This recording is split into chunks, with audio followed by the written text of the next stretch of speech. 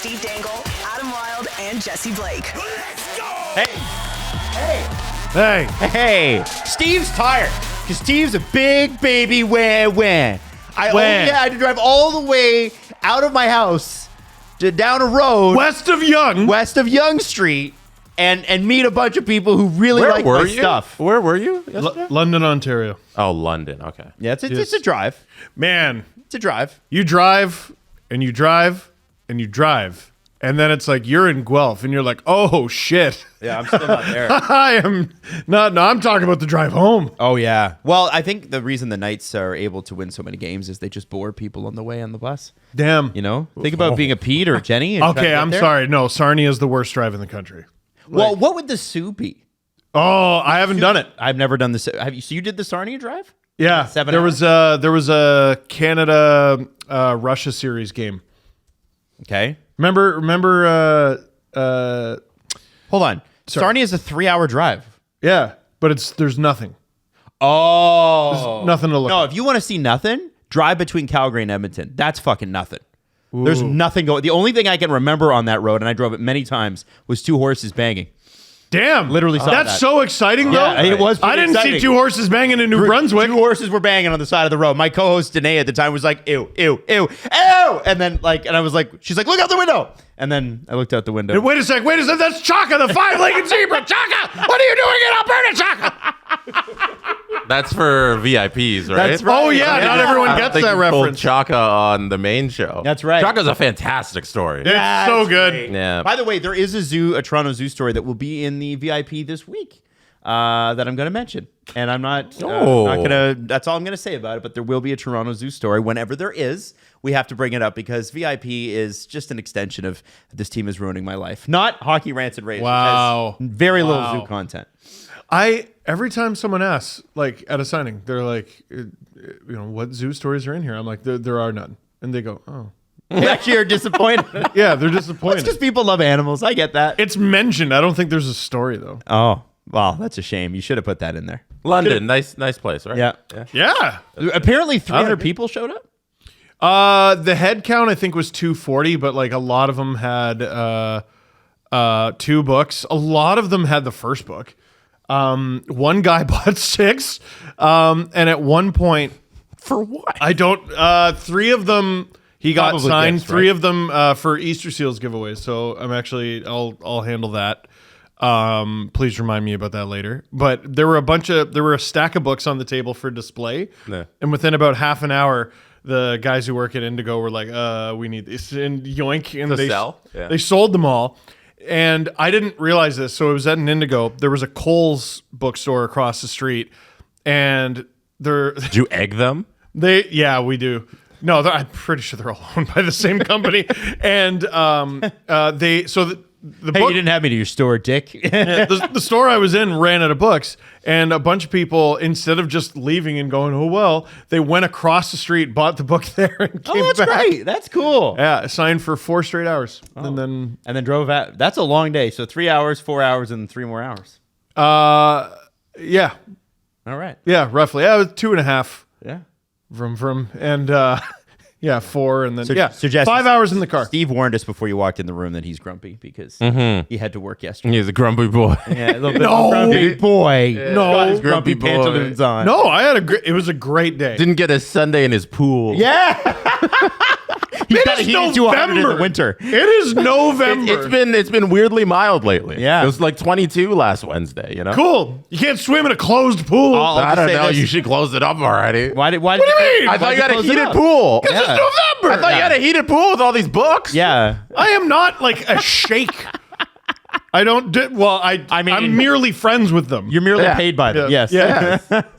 Yes. Did the 3-on-3 league not pay enough for a heated pool? Yeah, what the hell, man? Your Every now and pool, then. it doesn't matter the season. Your pool's as hot as the heater. Oh, yeah. I do a lot of driving, Also might be indoor. You know? Yeah. No one's You ever been to a house with an indoor pool? I've seen one, Whole yeah. place smells like chlorine, but it's worth it. No, I've never been to a house with an indoor pool. I have been to a house with an indoor pool. Who the hell do you know with an You know indoor what? pool? When I played for the Toronto Young Leafs back in the day, in my single A days, there was a kid at the end of the year. We went over to his house and he had an indoor pool. And the amazing thing about it was just a normal. It wasn't any bigger than my house. It was just they had less house and more pool. Like it was one. There's like their kitchen was tiny, the living room was tiny, gigantic pool room, and it was all wood panel too, and like cedar. So it smelled good. It was like, man, this is. I could give up all that space for a pool. That's Having cool. not been there, that sounds dumb. It was awesome. Yeah? It was awesome. Well, when you're in grade 8, it was great. Oh, yeah. Yeah. Well, when you're in grade 8. Exactly. Yes. No, I spend a lot of time in the car and some time in the shower. And every now and then, either in the car or in the shower, I think about the MLH story and I go, ugh. Don't worry about that. Don't worry the about worst. that. It's in the past. Yeah? But the bank account is forever. Hey, Shoeless Joe's. Hold 249. on a second. Hold on. What are you looking at? Give me 1 second so we can talk about this indoor pool house in Toronto. It's found it? Found it? $10.9 million. That is not the house. 10 point. Wow. I'm just saying. How about this house? Wow. Indoor pool house. Adam loves real estate porn. I love this. So this Real segment- estate porn. I am the horse by the side of the highway right now. This story is entirely for Adam Wilde. Since we're talking about indoor pools, here's a $10.9 million house in Toronto. Okay. Actually, I want to look up the neighborhood, but you guys can talk about this while I do that. Okay, let me tell you. They have for the people listening, Adam Wilde, do your best to describe the indoor. So of we're this house. talking about a pool that looks a little bit more like you do laps in it, subway tile, the older style sliding glass doors with sort of the thicker paneling around them and those wooden handles. And you know that those sliding glass doors, by the way, haven't been cleaned in like since the 80s and need some WD-40 so bad, right? The tiling on So the bad. wall makes it look like a pizza place. Absolutely. And you know what? I'll be honest with you. The place I was at, the pool was kind of more compressed and a little more squat. So it was more of a circle. Better for kids because then if you're playing like volleyball or whatever, you can. Good for cracking your head. Yeah, absolutely Yeah. good for cracking your head. They also have a hot tub with a lot of tropical plants, which is cool. And then they have, I love this, by the way, Jesse, just point that out. Yes. Oh, you this? had your Yeah. stained glass shower. The 80s, not stained glass. What is that called? What's that square glass called? It's not stained glass. Dentist waiting room. Hold on. 80s square glass. I know. Oh, I'm this gonna is go, an old house. glass blocks. I love these things so much. What are they called? Place where they keep business cards in like an H&R Block. They are basically they're called glass blocks, I guess, and they've got this retro look to them. They're now, by the way, those glass blocks back in style. So if you have an 80s home or a 60s home or a 70s home when they were popular, don't get that stuff removed because that is now very cool to have, very chic. It's back in style because people are nostalgic for homeowners. Absolutely. By the way, Jesse, Adam, you would have this missed is it. hot. You would have missed the rest of the pictures. I was scrolling. It's pretty old, right? Oh yeah, look at that you can see- carpeted. look at this basement. wallpaper here. Yeah, that's my crazy. God, it's my Nana's house. Oh yeah, a carpeted basement. Yeah. Yeah. It's, Yeah, I'm surprised. Like now, it'd be like polished concrete floor. right. Something really cheap. Yes, and you can tell the parts of the house that they've sort of updated because there's like pot lights and that cheap wood finish. With the vinyl flooring. Yeah, which is good. I love vinyl flooring. I think it's great. People hate on it. You can spill anything on vinyl flooring, and you can have a a and nothing's gonna. Yeah, hurt it. vinyl flooring, big with look- kids. One of the main backyard. attractions of this house, and the reason it's $10.9 million, is the property size. How big is this property? It is ginormous. Where is this house? Is this It's in Forest Hill. Oh, okay. Not Yeah, it's surprising. in Forest Hill. So I should shout out, because we're using the pictures and everything, just to give credit. Harvey Kale's real estate. Callis, Harvey Callis. Harvey, I don't. Yeah. Harvey Callis. You know them? Are you good I friends? have met Harvey Callis before. Oh, you guys are buddies? No, you guys, we're not buddies. You guys no. go to games Of together? course you have met the owner of this house. Harvey Callis is season tickets next to your Callis box. doesn't own the house. He's representing the house. He owns it. Real estate is a He's bit- selling his own house. Adam. Harvey's an older guy now. I don't think Harvey's selling houses anymore. I think Harvey's just being a rich guy. I don't know. Do you guys have martinis together? And we do not have martinis Okay. together. I met him once at a dinner that my mom was at. Oh, fancy that. And I was there. Yeah, dinner at I would have Harbor been 18. 60. Harbor 60. Was it at Harbor 60? No. Like, it was Knies? it was in Florida, and it was International what's dinner. the crab rangoon and things of that nature. What's that restaurant? that serves the crab. Chili's. Not Oh, Chili's. I can't remember. You know what I'm talking about, yes, right? yes. It's that restaurant. We were at one of those. Crab Rangoon, things of that nature. So you had an international dinner with Harvey Callis. I did. I did. And his wife, and they're very nice people. Very, very nice. I have nothing but good things to say. I was 18. I don't know, man. They weren't. I don't think I was saying compelling things as an 18-year-old, generally. You probably thought you were, though. Yeah. Oh, man. I bet I was. Let me tell you about my band. My leather pants and my band. All right. I got to talk about Shoeless Joe's. Can we do that? Nah. Shoeless Joe's next week. It is going to be a Tuesday night, November the 12th, 6 p.m. live show, 7 p.m. game time. It's Leafs, it's Sens, it's $10. And you get to experience Shoeless Joe's the Queen's Key way, which is, hey, I'm going to the game. So I'm going to show up to Shoeless Joe's at 6 and eat some food and then not have to spend all that insane money inside the arena. How about that? How about that? How about beers aren't $48 million? They're not. They're just normal price beers. They're normal beer price. Imagine that. And after the game, when all the traffic's crazy and people are running to get out of it, just head over to Shoeless Joe's, have a little something to eat, have a little something to drink, and then take your Uber home or your GO train or whatever it is. You never. I don't know. I don't understand the rush to get out of that area. It's like, just go somewhere and chill. Well, because if you wait. get out of it first, you're fine, and everyone thinks they're first. But that requires not. leaving 5 minutes with 5 minutes left of the game, and even in a loss, I refuse to leave early. No, but have you considered having your cake and eating it too? No. Yeah. Not in Toronto, People man. try. Those tickets are so rare and so expensive. There's no way I'm leaving that game. No. Early. I remember I was there for like a 6-0 loss. I forget it. I think it might have been the Oilers. I don't even know. And I was like, I said to my girlfriend at the time, I was like, I am not leaving. You're like, you never know. She's like, why? And I'm like, these tickets were too damn expensive. I am not leaving. We are sitting here and we're gonna gut this out. I am going to grossly inconvenience myself. Yeah. To Absolutely. watch the final 3 minutes of this loss to Columbus. Yes. We were just putting off having to talk about Minnesota. Producer Hayden is here in another room. Oh, and he's got his Wild jersey on. Just painful. Piece of garbage. So anyway, Shoeless Joe's, 249 Queens Quay West. You can get the Eventbrite link in the description of the video or the audio channels, whether you're watching on YouTube or Spotify or Apple. It's all there. Canadian Sports Grill Shoeless Joe's is a Canadian Get it sports right! grill. Do legend. it again! Yeah, anyway, that's their prime location. You got to check it out. Shoeless Joe's. Let's do the BetMGM big story. Listen, the Toronto Maple Leafs had a breakdown this weekend a couple of times. A couple of brain farts. Okay? But I still am really high on this team. I like this team. Sure. There's been a couple of reasons why, and we'll get into them, why they haven't been winning games the way that they should be. But the Boston Bruins have not been playing well. Pasternak, benched. You know what I'm saying? Okay? All right? Jim Montgomery on the hot seat. Lots to be worried about. Swayman pulled. What? That's happened this season. Are the Toronto Maple Leafs good enough? Jesse and Steve, are they good enough to bet a win on a November the 5th, a Tuesday night in Toronto? Only if they give me the Leafs as the underdog. I don't care if the Bruins are struggling. I don't care if the Leafs are at home. It is the Leafs and the Bruins. Smart money after he was benched. Pasta. 100% you put money on Pasta to score.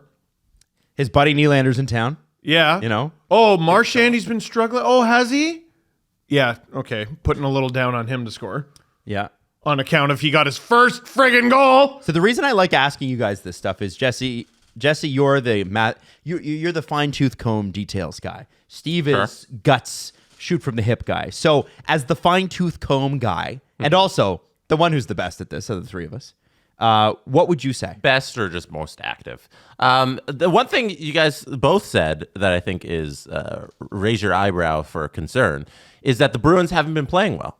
And although they are 2-4-2 in their last 8 games, this weekend, Saturday and Sunday, they allowed no goals. They shut out the Flyers on Saturday, and then they shut out the Kraken on Sunday. It sounds like they're slowly turning things around. And in that game where they did bench Pasternak, but they still had a shutout and didn't allow a goal all weekend long. So it sounds like the Bruins are on the upswing after a bit of a downstretch over the last 8 games. I don't know. I think they roll into Toronto on great momentum, and they probably win. Let's meet on something else. and this is rare for me. Camera. Under. I'm taking the under On goals? on goals. Total goals in the game? Yeah, I agree with that. Why? Why, guys? Why? Because they just had back-to-back shutouts. Yeah, they're playing great defensive hockey, and in those back-to-back shutouts, it was 2-0 and 3-0. Like 5 total goals over the weekend. It's not a crazy amount. And then the Leafs, who have been playing tight hockey and can't win a game where they don't score at least 4 goals. If you're picking the Boston Bruins to win, most likely the Leafs are under their goal total. Most likely the Boston Bruins play a tight game. The under makes a lot of sense. Wow. Well done, Steve.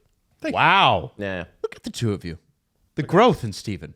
Jesse must feel good as his sensei. You must feel great about. Is this the first time in months that Steve has taken an under? Yes.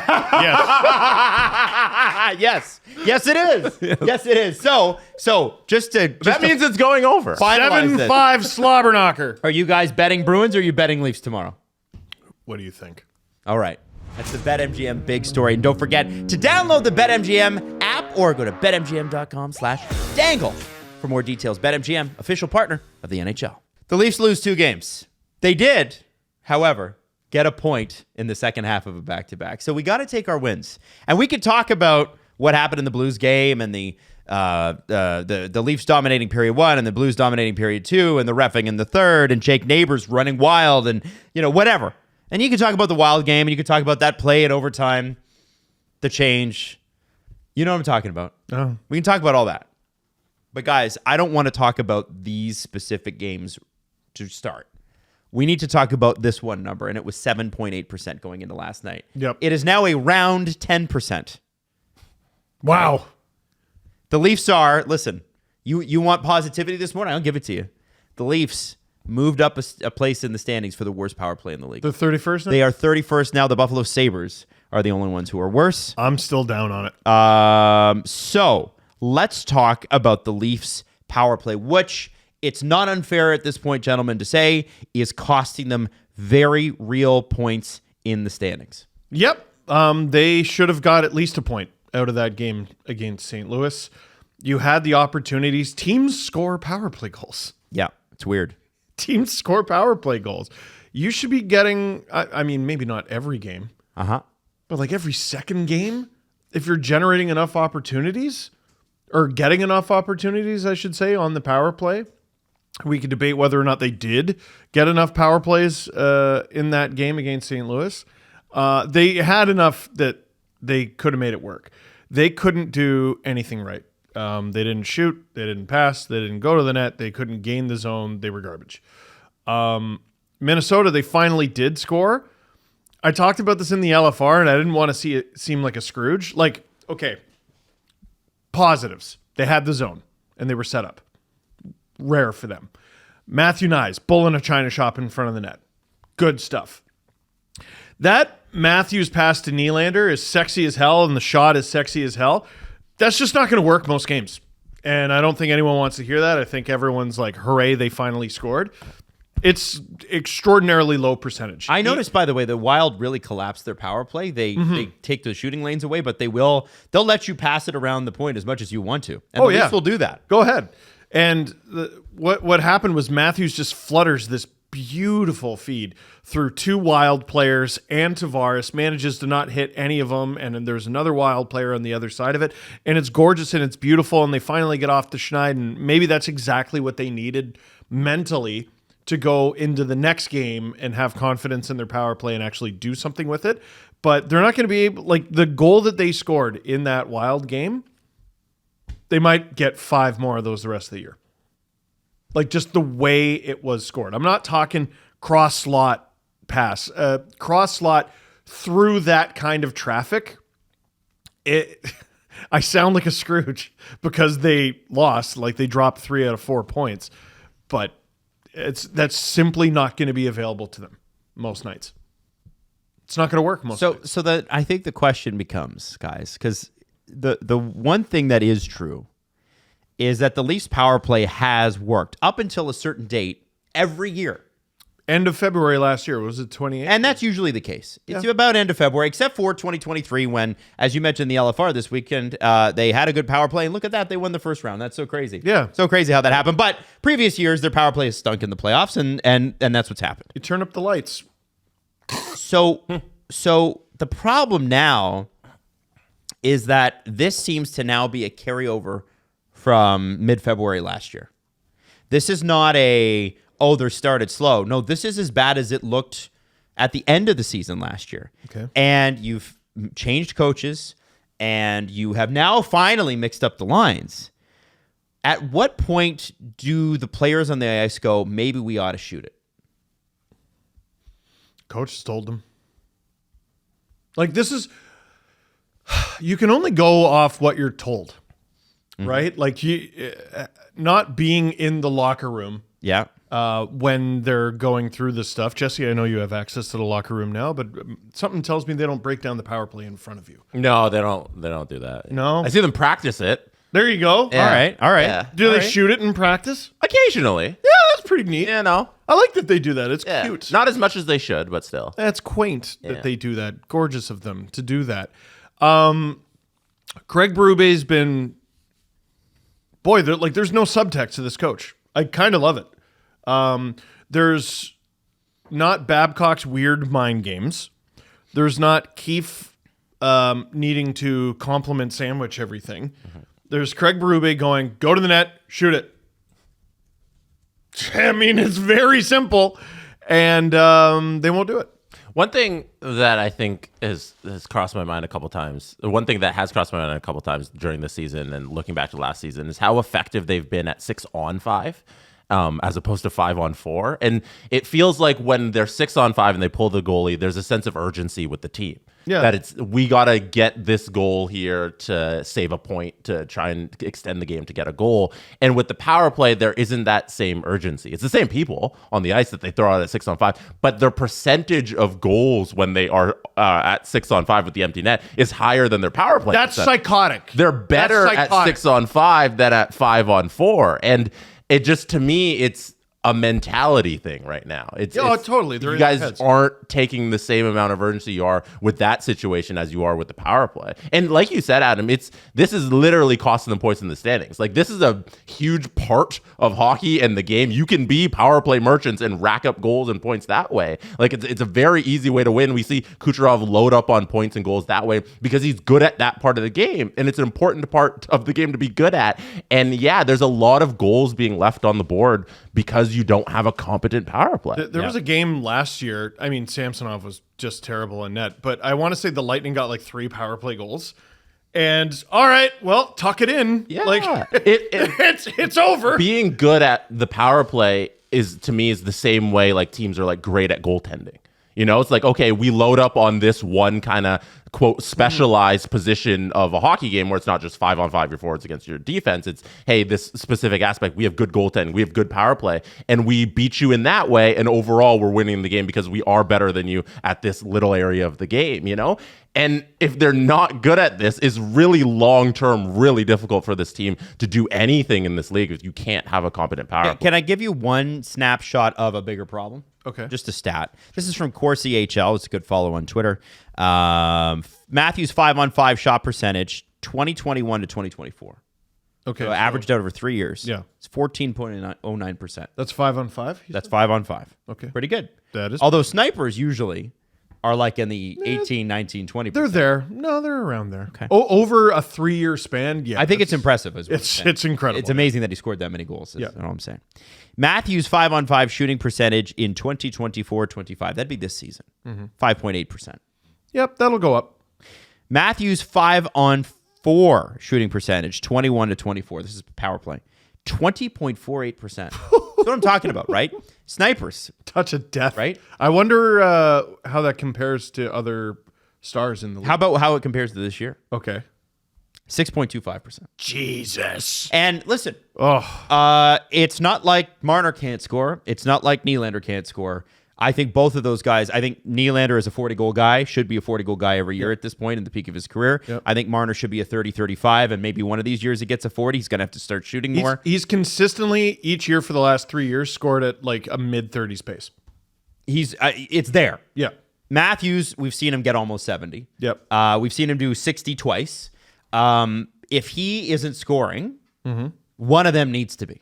I went through this in the LFR last night. I called this in the summer. He could have an incredible season. 50 goals. That's 19 fewer goals. Like, the Leafs were third in their division. They didn't have home ice advantage in the first round, despite having a 69 goal scorer. The next one is even the one you did after that, I think, is even more dark, because you said if Willie had a 50-goal season and Austin had a 50-goal season, they'd still be down on goals. They'd still be -9 from last season. If both of them had a 50-goal season, we would be over the moon. Yes. But if you just look at the stats from last year, it's actually less cumulative goals that both of them scored. That's insane. If Austin got 50, Willie got 50, and Knies got 25, they would be +1. Like, the share, I'm not doing it again. Right. I'm not doing it again. But the Stars have to perform. They can't just perform like Stars. They have to perform fucked to even get to where they were last year, which is not good enough. Right? Like, I like the tandem. I like the top four. Like, the first thing I thought of when we were talking about the power play and how it goes back to last year and the changes the Leafs made over the offseason, and, well, I like that. Well, I like that. Well, I like that. Well, okay. The main focus of the power play is still the same people. Like, yeah, you throw OEL in there.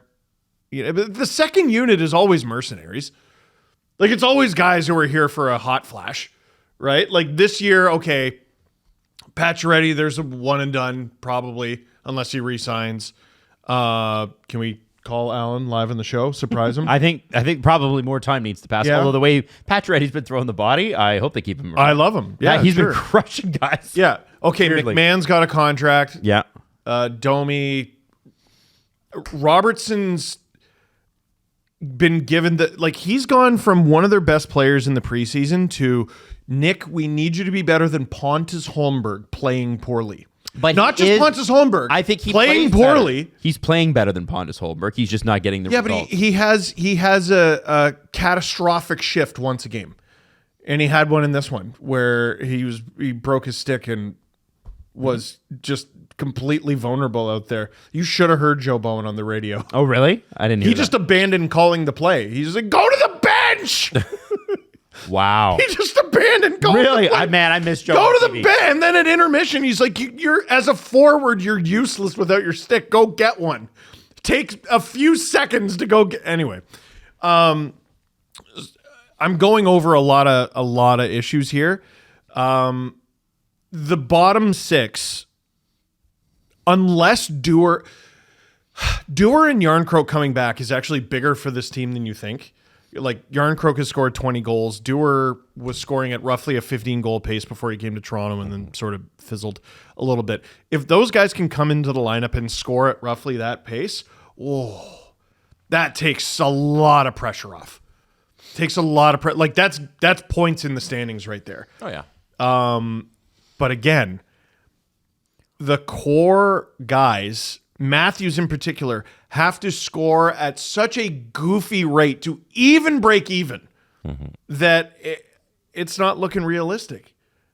Well, I actually think that you're wrong on that one because I do think that there is depth on this team to make up if this magic 19 goals just evaporates and he gets to 50, and that's still extremely impressive. I think they have the horses to do it. The problem is Knies Knies has got 6 goals, right? Big part of Willie's that. got 9 and 13. He's a big part John and, by the way, Austin Matthews and John Tavares are tied with each other in points right now.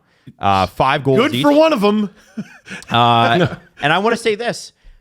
He's had a great year as far as assists go. Yeah. But Mitch Marner having the same amount of goals as Steven Lorentz is not going to pass. Right. And Mitch Marner having less goals than McMahon, less goals than Riley. and the same amount of goals as Max Pacioretty, respective of what Mitch does. I'm not trying to but he needs to score. Well, and you need to actually score goals, and goals are more important. They are solid argument that he's their best player right now. I want to compliment him later. At worst, I think he's second. Like Willie's, I mean, he's got 9 goals. Like, it's pretty good. But as good as Mitch has been, like, you look at his points, you look at his assists, you look at some of the stuff he's doing in front of the net, like that goal he got the other night. Go to the net. Doesn't matter what size you are. That's at least the second goal of the season where it's like, hey, Mitch was the screen. It's still enough to be exactly where you were last year, 6-5-2, after 13 games. It's the Leafs year in and year out with this structure are just trying to fill the same holes with the same. They're trying to fill the same 10 holes with the same 8 fingers. And it's not working. Steve, is it that one of their best players or a couple of their best players are not scoring at the rate they normally are? And once that regresses or progresses, as I think is probably the better term, things will get better. Yeah. Show me.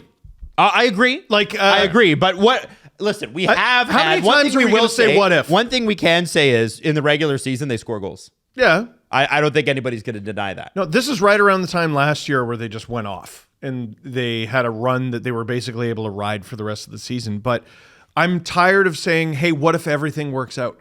Like, I'm just boring. Like, it's a fool's errand, like, to me. Like, I sit here every show and I'm like, don't mention April. Don't mention April. Don't mention April. What if everything goes perfectly? I think there's 25 teams in the NHL who can make the playoffs if everything goes perfectly. There's like 7 who suck. Like, I'm tired of it. See, I'm not as down on the overall team. I think the power play thing is an issue, though. I'm not down on the team. I'm not either. I actually think I have to be honest with you, and I probably should have started the segment this way. I'm actually quite high on this team. I love the way they play. Team's going to make the playoffs. Team's going to be fine. Team has the same fucking problems. Well, so Jesse, I want to ask you this because you're down at the practices and stuff. Do you think maybe part of some of the issues here is you've got a new coach and they tried the old formations for the first little bit, and now they're trying new formations, and these guys are getting used to each other? No, because the new coach got a full training camp, so it's not like Craig Berube was brought in mid-season. So like from the get-go, they've been doing Craig Berube's system from training camp to the start of the game. So that's not an excuse. Keith had like a year and a half probationary period. Yeah. Whereas Berube's getting it the way you should. Yeah. The interesting thing with the power play and the coaching is, okay, so what Mark Savard's doing isn't working. Clearly, they've tried now. Riley was in there, and then they had OEL in there, and then they had this weird hybrid where we start the second unit, and then Willie gets his own unit, and then now they've gone 5 forwards. And the 5 forwards thing kind of worked, but we weren't like really satisfied with how they got the goal because it's not really repeatable. I don't think so. I assume the coaching isn't great right now with what Savard's doing with power play, but it's also the personnel isn't executing. So I just don't know what the issue there is from a coaching level and a that's what Berube personnel said. level. That's what Berube said. What did he say? He said it's an execution thing. Yeah. I don't know if that's the exact quote, but he mentioned the word execution. You could say, well, that's just him sticking up for his coach. Cool. It's him throwing an entire unit under the bus. Yeah. It's him throwing 10 players under the bus. Because if we've wanted anything from the Leafs over the years, it's like, try something. Like, try anything. And here they're trying stuff. Like, Savard is throwing out different units every single game, and they're trying it, and nothing seems to be getting them going. Maybe this 5 forward thing gets them going, so at least they're trying something. But if the personnel's been the same since February, and it's the same guys, then we kind of know what it comes down to. I'm another couple weeks maybe away from, all right, fuck it, Steven Lorentz on the power play. Just he was send a great message last night. Yeah, just send a message. Yeah. I am very not comparing these players, so please everyone chill. But there was a time, and I still remember it, where I was like, why not throw Zach Hyman on the power play? Because no one was mixing it up in front, and people were like, you're an idiot. Because that's back when Hyman couldn't hit the broadside. Yeah, he had stone hands. People dude, it's crazy to ever it's crazy to even remember him as that player. But there was a time he would get 15 goals and like lead the team in scoring chances. Yeah. Like it was just unbelievable. And then he goes in the power play. He does pretty well. He rides it into a contract where he scores 50 friggin' goals. Knies last night doesn't touch the puck, doesn't get an assist, is a big reason why they got a goal on that one. Takes a defender with him and everything. Just mix it up in front. Like, if there's anything with this power play that I want to see continue going forward, leave the kid there. Do not touch him. Leave him there. He's got 6 goals. What's he, second on the team? Yeah. What are you taking him off for? Leave him there. He's earned it. He does everything that you've asked him to do. Stop it. Everyone around him, you do whatever you want. Different quarterback, different looks, different triangles, square, isosceles, whatever the fuck. Leave Knies there. I like that. I don't think anybody's going to disagree with that. Matt Knies has been a monster for them. It's been great. Well, it took a while to get him on there. It was interesting seeing Mitch Marner in a more quarterbacking position on the power play. I thought that was an interesting look. I think there was a good switch up. It suits what he does. Yeah. It lends to his game because he's such a non-threat to shoot at some points. At the end of the St. Louis game, when him and Austin were playing hot potato, because they couldn't get it. That was probably the most frustrated I've ever been during the season. That was probably the most frustrated I've been all season long. It's just them passing the puck back and forth. Oh, we can't get this bouncing puck to settle. One of you guys just shoot it. Like, in seeing that. Who are you, William Nylander? Who are you? Stop fucking crying, bro. Fucking shoot it. Right. And that little stuff, you see that consistently. But having him in a position where it's not his job to shoot on the power play, I think is good for the power play. Well, it's just the overall conversation.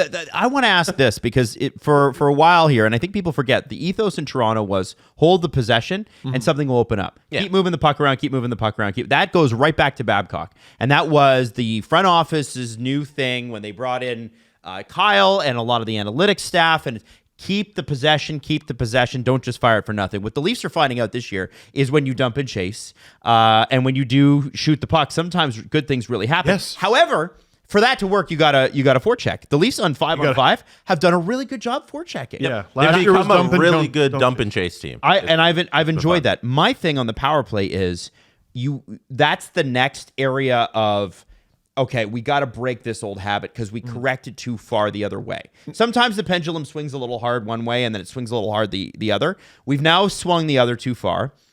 You got to stop moving the puck around and looking for perfection. Yes. It's about keeping it low. It's about snapshots.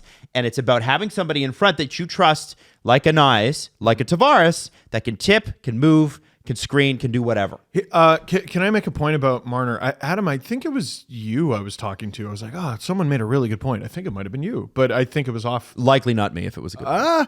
Well, it was you quoting someone that you spoke to. Well, at least I know a good one. Someone I spoke to recently said Morgan Rielly is a defenseman without a defenseman's slap shot, but he has a forward's wrist shot.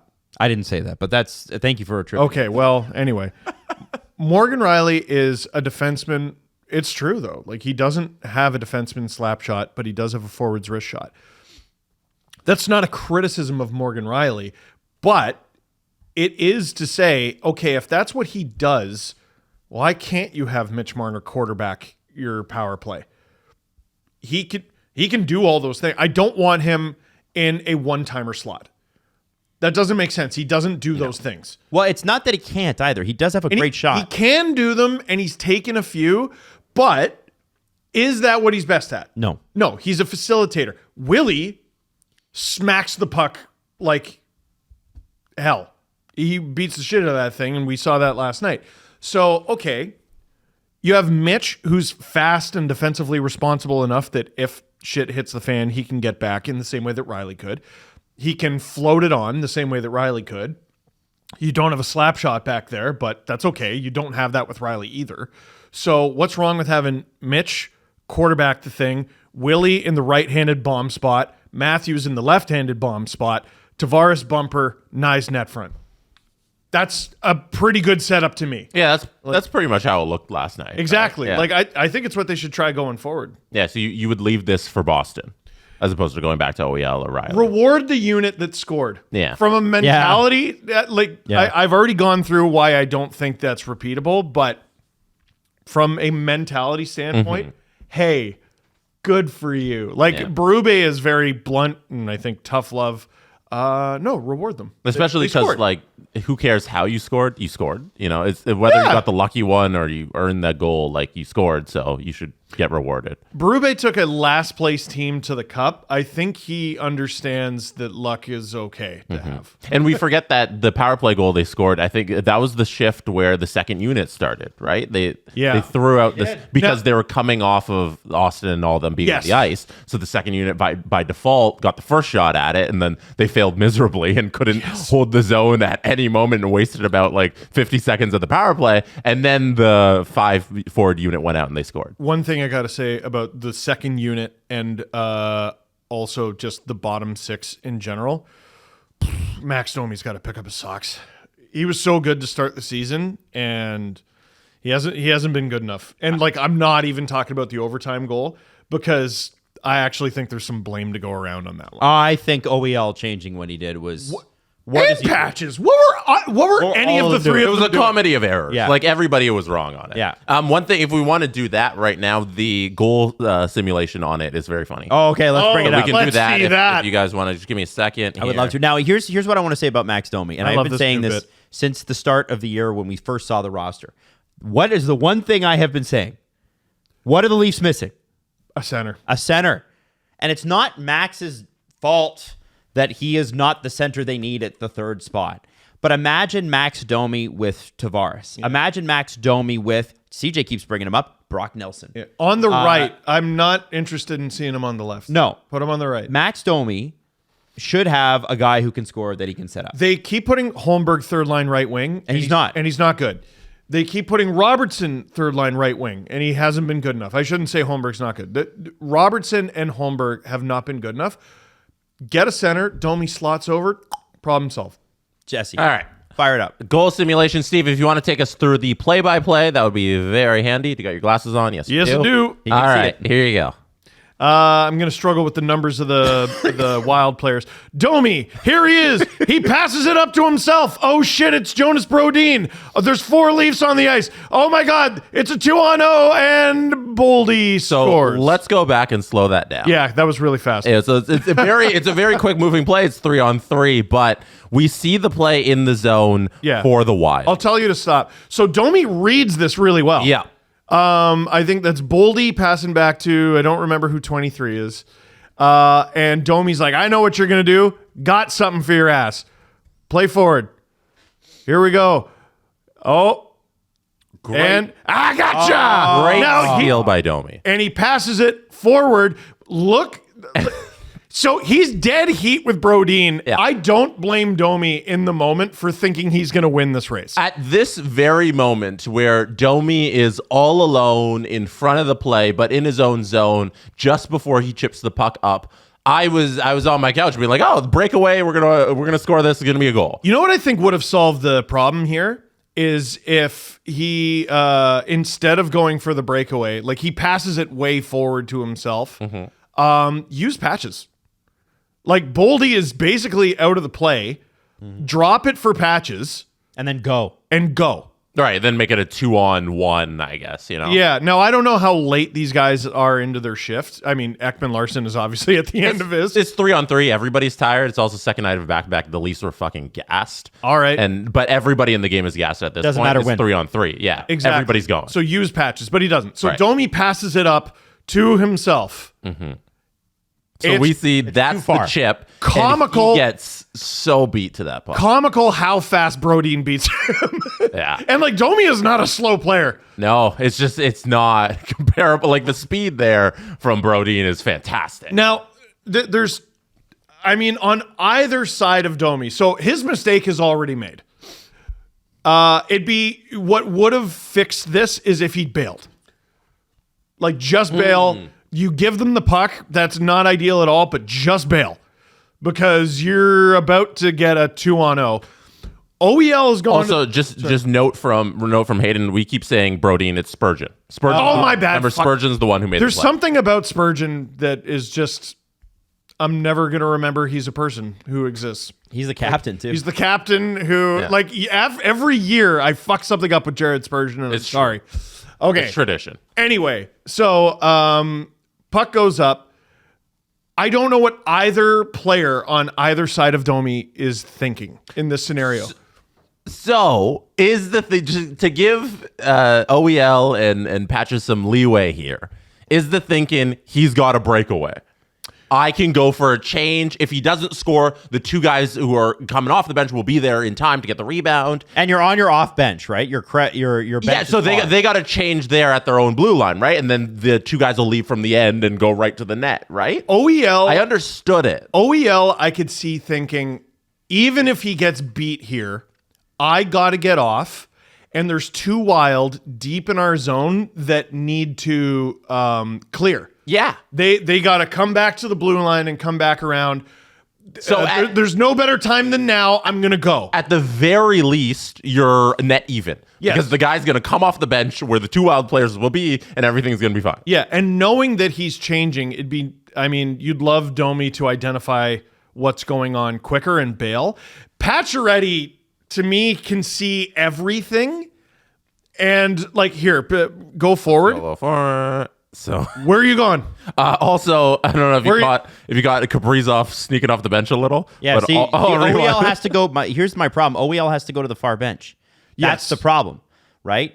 So what you guys said about him leaving the defensive zone, while true, would have been passable if his bench was close to his defensive zone, but and it's not. Well, it also doesn't help that he doesn't over the skate. blue line. You got to get that puck over the offensive blue line before you can go. Right, but he's going to here. I figure it's gonna be pretty close because he expects Domi to at least enter the zone here with the puck. Right, but I think it's fair to expect Domi to win the puck back to the offensive blue line when he has such a far lead over Jared Spurgeon. OEL's last stride is 25 feet from the Leafs bench. So he also doesn't hustle. Yeah, man. Let's be honest. Yeah. And from a 10-year player in his 30s, that's just not good enough. If you want to roast him on not hustling, I'm 100% behind you on that. Listen, I want to tell you something. I have an infatuation with OEL. Yep. I love him. I love him. Great player. I love this man. That was not great. Actually, I love all three players on the ice here. Man. I'm a pro Domi guy. I freaking love how Pacioretty was crushing guys all game to all weekend. And OEL has been what an amazing signing for $3 million. What he's brought to this team and how chippy he is, and he's actually got a shot from the point, all that. Yeah, it's not a good play. I'm sure all of them, if they were sitting in this room and there were no cameras on, they'd be like, yeah, it fucking sucks. I wish we got to finish the play, by the way. Yeah, I wish I was home for the game. There's one thing that I missed in the LFR. I wish I was home for the game because I was thinking of stuff to say for the LFR in the car, and I forgot about this one. When he got the double minor, and he was sitting on the bench, and he's like, me? Hilarious. And it was for roughing. I just wanted to be like, yeah, Ollie, you're not on the Panthers anymore. They call those. Anyway, good luck. Sorry, bud. That was good stuff. Yeah. By OEL, just pretending like he didn't commit both the infractions. I thought the second call was a little I know because he threw the punches when the guy was turtled, right? But there's a whole scrum. Maybe it's supposed to be on both sides. I didn't think he deserved both, but sure, whatever. All right. So here's the rest of the play. Domi he chips it forward. Watch 67. And Patches is all the way. Where are you Not going? north, south. You got to go straight. Yeah. And there's nobody. So now you got Domi, who should have bailed on this play long ago. You got McCabe, who's like, I don't know, I'll friggin' try to fly, I guess. And Pacioretty, there's no what on earth is he doing at the center ice line? Yeah. Yeah. What's he doing? Yeah. It's a bad play. None of this is good from anyone except, and poor McCabe has to eat the dash. Yeah, OEL does not have to eat that dash. That's yeah. That sucks. I wish plus minus was adjustable.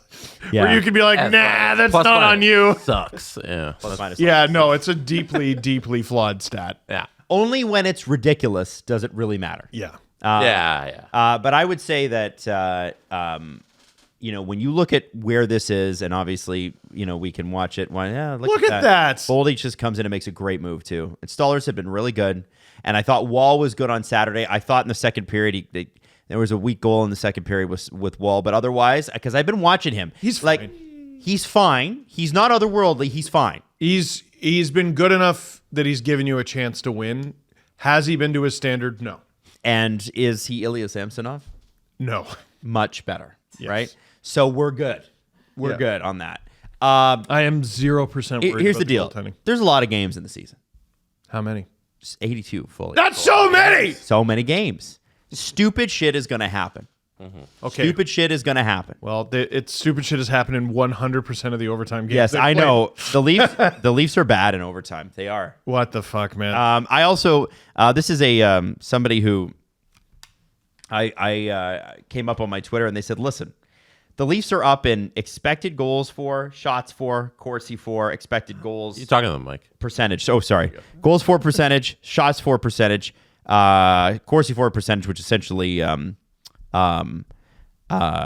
possession and expected goals for percentage. And you're probably going, hey, Adam, aren't you the guy that's like, how about the numbers on the ice? And I am. But I think when we're not talking about a 7-game series, we're talking about an 82-game series. And the 82 That's so many games! The 82-game series, to me, I feel like so much of this is going to come down to that power play clicking. Yes. They're not in overtime if that power play is good. No, there's They're no not- 3-on-3 in the playoffs. They are that St. Louis game is tied or better. If you remember, it Easily goes to overtime. absolutely Easily goes over. And so this is where that's the thing that they got to figure out. And I think what's going to help is at some point this year they're going to need to make a move for a centerman, and he's going to have to be good. He's going to be. He can't just be it can't be a Brian Boyle trade. It's got to be like I said, like a Brock Nelson. This person has to have scored 25 goals regularly. Oh, I was going to float. You need something like that because if I was going to float a really boring name. what I did you a. say Alex Kerfoot, I'm going to just No, that's not a boring name. That's exciting as hell. That's the most boring name. No, I was on okay, you're like Brock Nelson. That's not happening. It'd be very cool. He's a UFA. I did a podcast with a guy named Pierce who likes the Blackhawks, and he's like, "Well, what about like a Jason Dickinson?" That's fine. Yeah, I'm good with that. it's not nearly as sexy. No, that's it would tie the room together though. Yeah. Yeah, Domi, I want him setting people up. And I actually think he would be spectacular. Again, I keep saying alongside Matthews, but nobody wants to listen. he's best from the right wing. Yeah. Well, okay, so who do you give Mitch? Tavares? So you give. Why not load up? And Willie so clearly where's can Willie drive go? his own nine. Willie can drive his So own you line. do what they kind of tried last year. I'd like to see Willie and Jason or Nick Robertson on the same line. Oh shit! What is happening? I would. I don't know. We're trying shit. Adam was really excited on Saturday because the Toronto Maple Leafs won the deserve to win-o-meter. Oh, Hell yeah! 69.9. It was 69.9%. According to MoneyPuck.com and the deserve to win-o-meter, the Leafs won that game 69.9% of the times. The St. Louis Blues would have won it 30.1% of the time after 1,000 simulations. That means the Leafs won.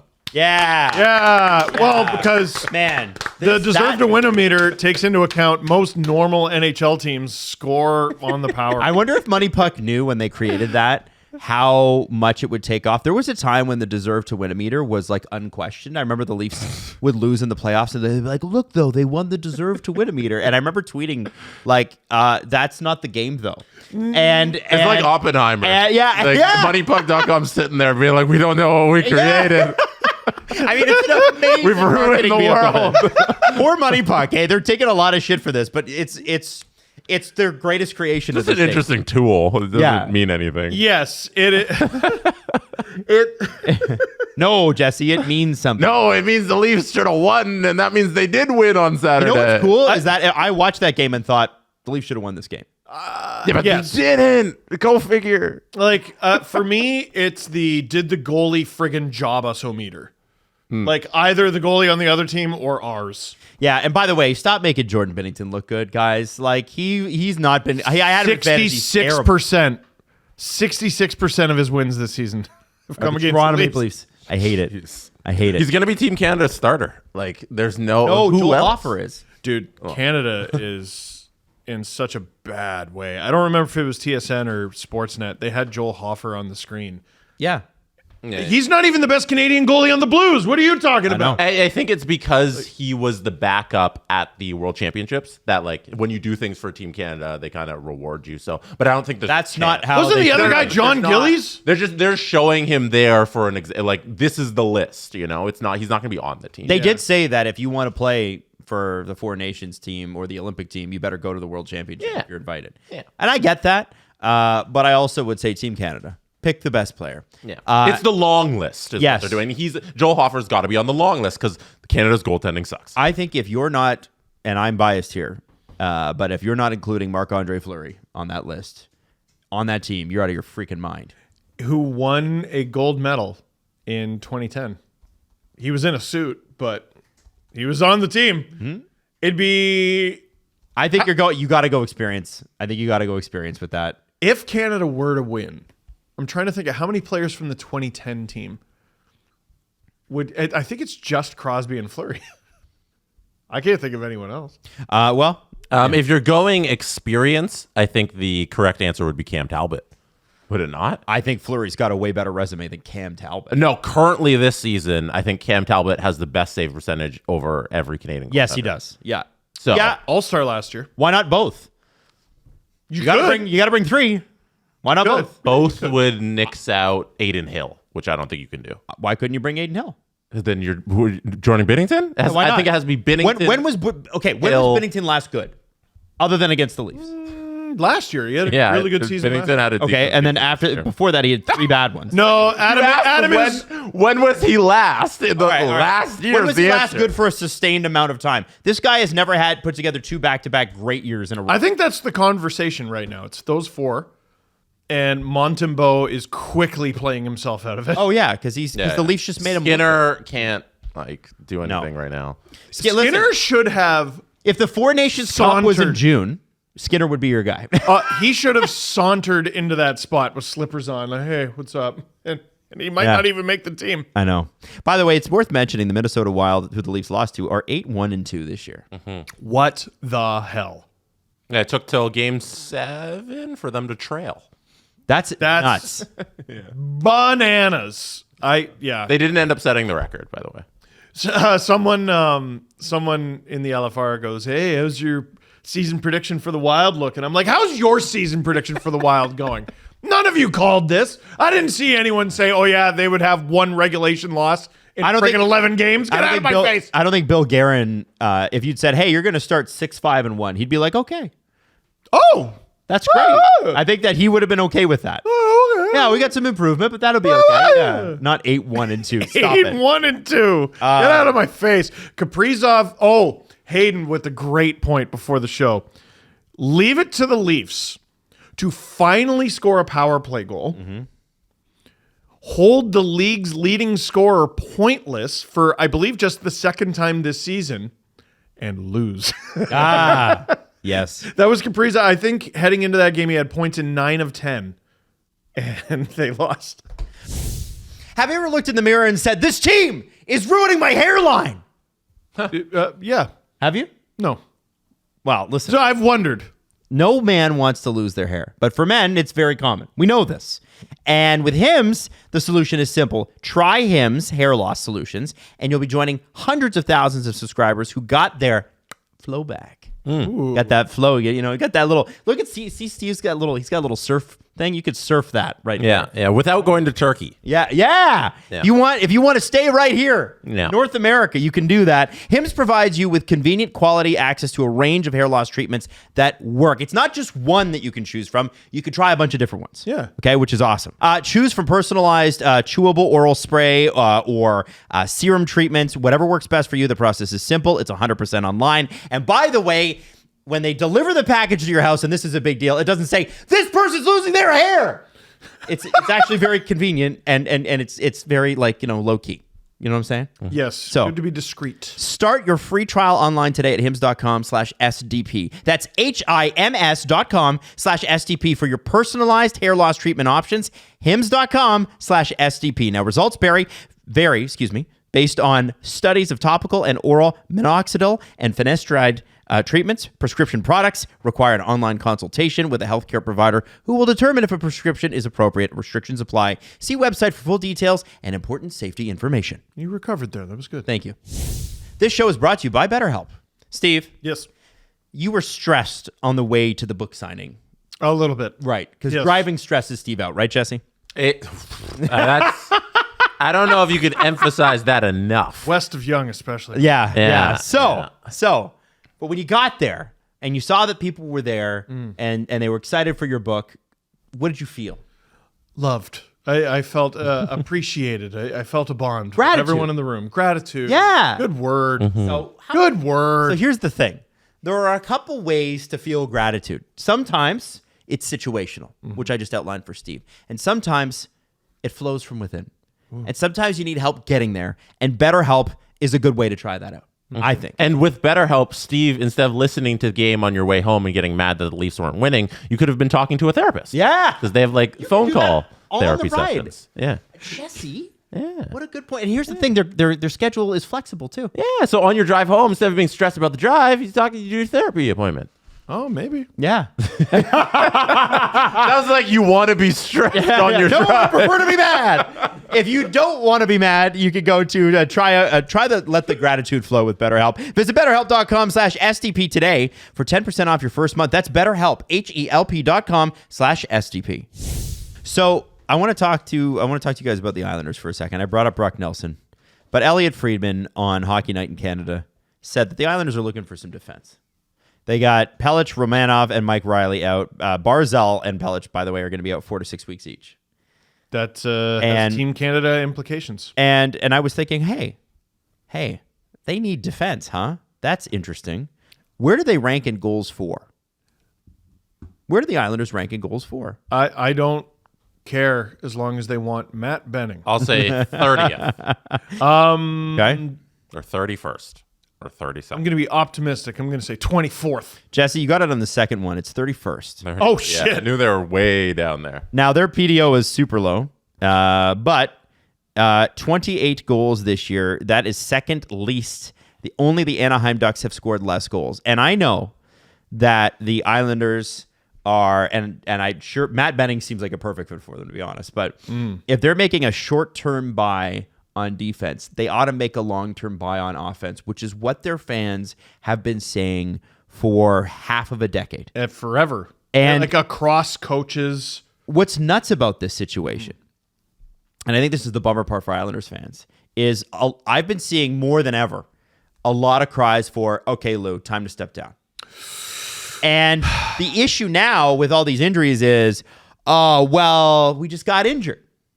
Hey, I got injured. It's not my fault. The injury bug strikes. I There's mean, nothing I can in do. fairness, we are giving that courtesy to the Avalanche.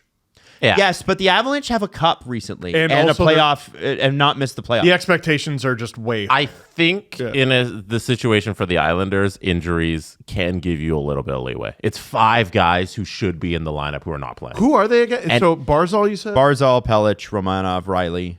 Yeah. Duclair. Oh, Duclair. There's your And fifth. Duclair. Yeah. Who you brought in to Like- help with your goal scoring Right. problem. And the Barzal, like a lot of the offense is going to drive through him. Like the guys who are out are real concerns. And I feel like there's a little bit of leeway here. But they do need help, obviously, because injuries aren't an excuse. But injuries are the reason they're struggling so much. Right. If I were the Islanders, I would be looking for goals. How many teams are just scared to death to put anyone on waivers? Oh, I think right now a lot. Dude, there's like at least 3 or 4 teams that should just be vultures because they have I can't. Every time I look at the Avalanche roster, I'm like, that's made up. How have the Utah Hockey Club not called about Matt Benning? How have they not?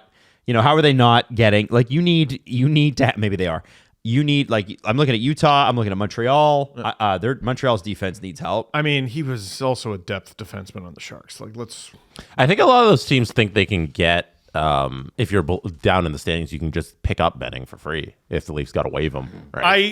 They don't have to give the Leaf an assets unless you want to skip the waiver order. That's probably what they're going to end up doing. Like, yeah, try to flip him if you can for sure, but otherwise, just meh.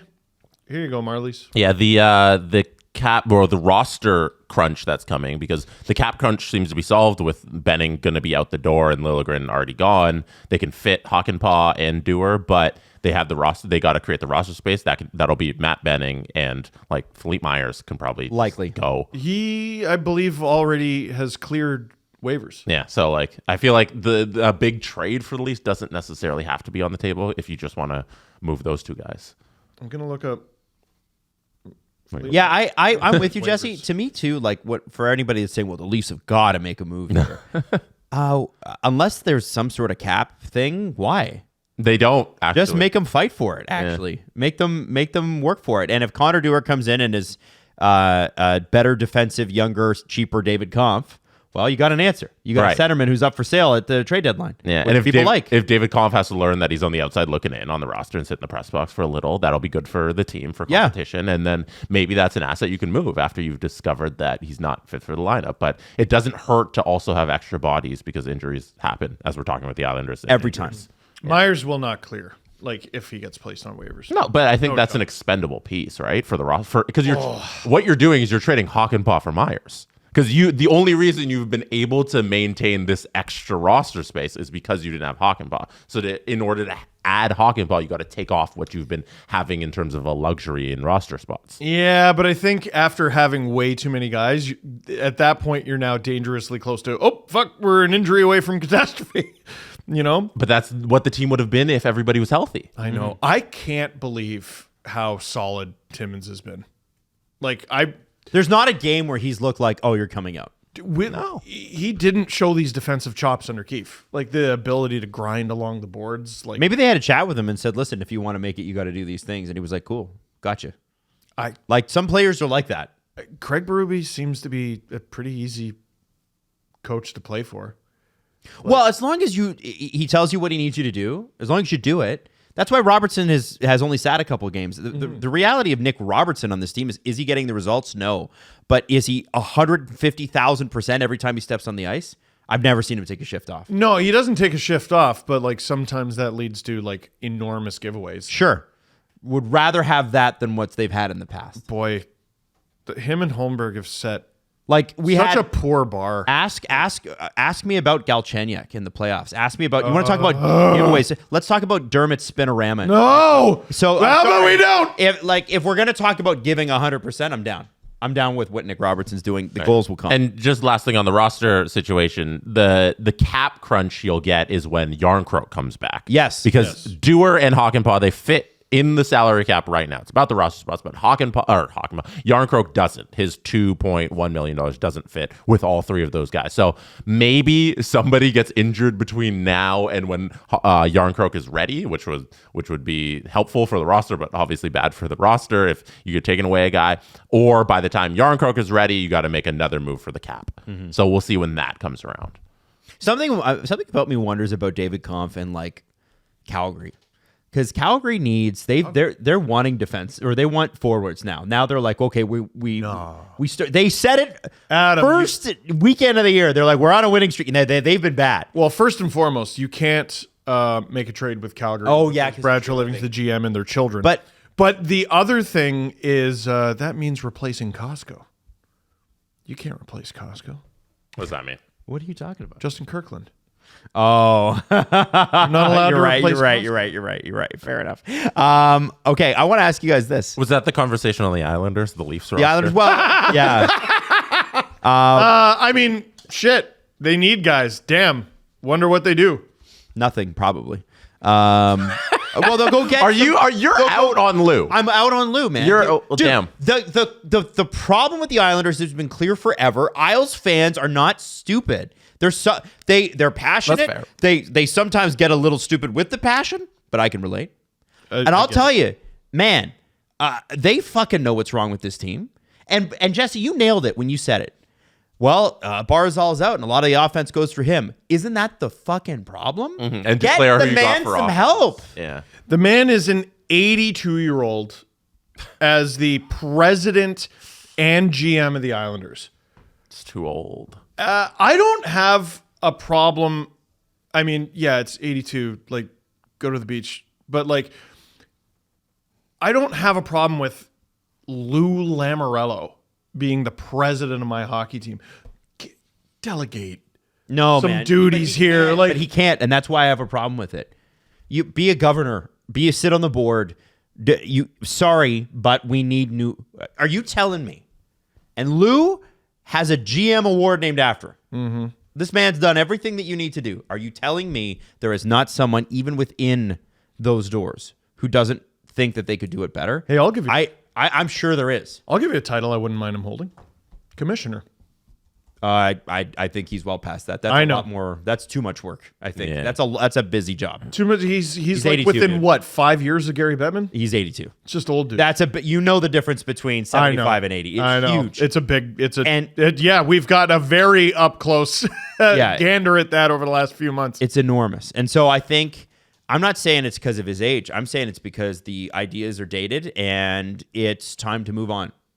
I think you need somebody in there who's going to listen. Hiring Patrick Waugh was bold and it seemed to work out for them a little bit. You still gave him the same team. Yeah, if Patrick And if Waugh, and if Duclair is the guy that you're like, this will solve all of our goaltending or goal scoring ills, that's not fair to Duclair. well, He's not going to score. He's not going to score 50. generally speaking, if you're like this one player on our 20-person team is going to fix everything, Then you ISO the player. One thing to back up your discussion about, like, hey, this is probably roster construction, just from a strictly numbers standpoint, the New York Islanders are 5th in the entire league in total shots for on net. They rank 32nd in shooting percentage. so are they wildly unlucky, or are they just pounding the net with garbage? Exactly. Yeah. So I take from that is, hey, yes, your shooting percentage is probably going to regress a little up. I think it's at like 6.8% or whatever it's last.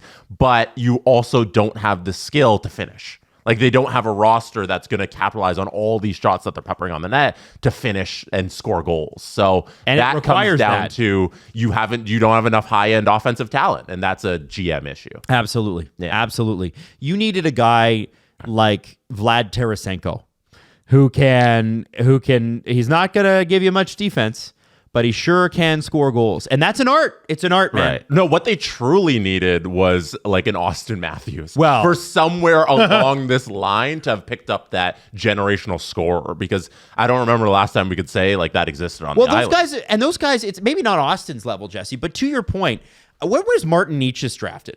What spot? I'm just gonna look it up. Yeah, maybe not even generational scorer, but like He's a really great goal he's a scorer. 12th overall pick. Right.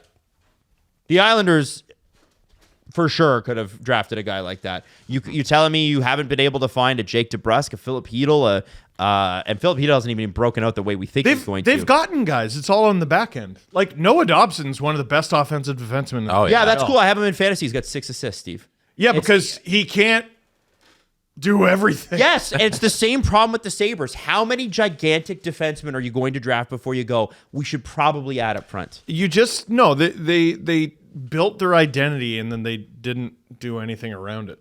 Like all their bang and crash bottom sixers are like ancient by athletic standards. It's not working. I know. But, it's the injury bug.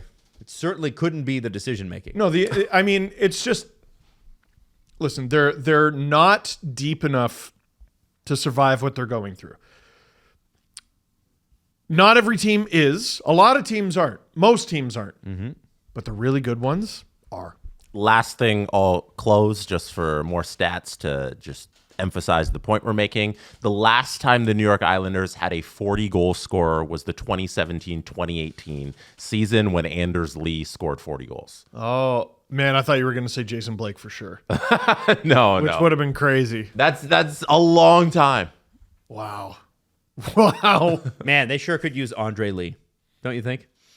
He's a good player.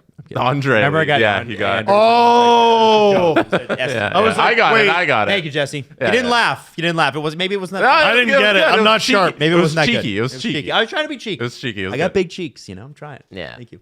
Oh, thank you. I don't know. Appreciate that. That many years. 2018 is not a short time ago. No, it's not, man. And through that time, you don't like Brock Nelson scored, I think, like 37 in that time. But I'm talking like 40 goals is a good round number to mark. Like, hey, we got Especially Brock this Nelson's era. so and- good. In this era, Yeah, in Jesse, this era, there's 20 guys every year going past need 40 some more goals. talent. Yeah. Oh God! Yeah, they Anyway, haven't seen the offensive boom that basically everyone else has. you know why? Because they didn't attempt it. Now let's move on to Denmark.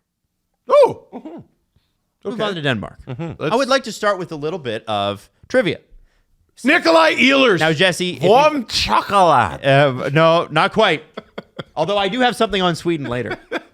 I do have something. We on should Sweden later. make warm chocolate Christmas sweaters for this upcoming Can we Christmas. can we Let's do that. sell hot chocolate on No, the no. on the I don't spine? want to get that deep in the like weeds. powder We are not the Green Brothers. Jeez, for What? chocolate. I like that. like Hank Green. Anyways, go ahead. All right. So, Nick Ehlers, what happened this weekend? Do you know what happened? No. Okay, he became the highest scoring player ever from Denmark. Hey, The Winnipeg Jets played a fantastic game against Tampa, where like Hellebuck allowed a bunch of 4 goals and wasn't that Jesse. great early. Jesse. And then they battled and they won the game. It was great. Despite Vezina winning Connor Hellebuck. Despite I don't know the Hellebuck fraud watch By the being way, active. And- by the way, the Jets have 1 loss this year. Guess who it's 2? That's right. exactly. Who? That's right. So Ehlers has 474 points. He passed a player with 473, who was the previous highest scoring player from Denmark. And I did not realize this player had scored that much. From Denmark. It is a forward, I assume. It is a forward. A center shoots left. How much do you weigh? Yeah. What's his height? Oh no. 6 Nope. feet. Who do you play for? Kilograms. 186 pounds. Who do you play for? Hold on. What? I want to see if he can. Who he play for? Yeah, who do you play for? What teams? 3. 3 teams. Okay. New York. Actually, 2 teams. New York New York which? and Detroit. Which New York? Isles. Okay.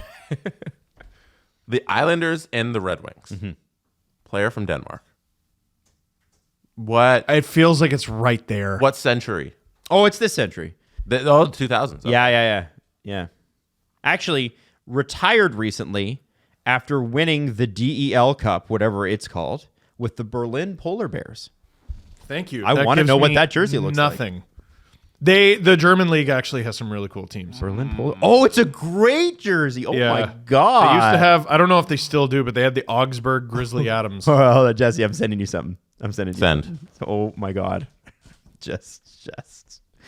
Once we're done this, we're bringing up. We should go to the All-Star game that's happening in Long Island on in 2026. In Long Island? In Long Island. I would like to be in Long Island. Yeah. Okay, Vanek is Austria. It's on the tip of my tongue. I can't do it. Franz Nielsen. Damn it! Franz Nielsen. Franz Nielsen. Did not ever make the playoffs when he played for the Detroit Red Wings. How sad is that? Oh. That sucks. Did he ever play in the playoffs? He did with the Islanders. There you go. 11 games in 15-16, 7 in 14-15, and 6 in 12-13. But yeah, he only played 24 career playoff games. That he went through the bad Islanders years just to go, I'm going to Detroit. What could go wrong? Famine and famine. Yeah, for the start of the bad Detroit years. Now, Jesse, I just sent you something. The Berlin Polar Bears. Oh, it's these guys. Yeah, but Jesse. So first off, the logos are sick, and that's Danny Briere, and who's the other guy? Claude Giroux. Claude Giroux when he's young. Oh my God, look how young he looks. But can you bring up the mascot? Please think of that. Sure. The mascot for the Berlin Polar Bears. You need to see this. Is it a polar bear that looks like he does cocaine? Because that's what the logo is. That's what the logo is. Not, I don't Yeah, know hold if it's on, quite let me- that. No. But No, Steve's about right. yeah, you think? Yeah. This guy would get nightmares. Oh, Nightmares. Steve, There he look is. at his thing. There he is. I No. couldn't help it. It's there. That's a scary mascot. Oh, my yeah. God. What That's a good mascot. the hell?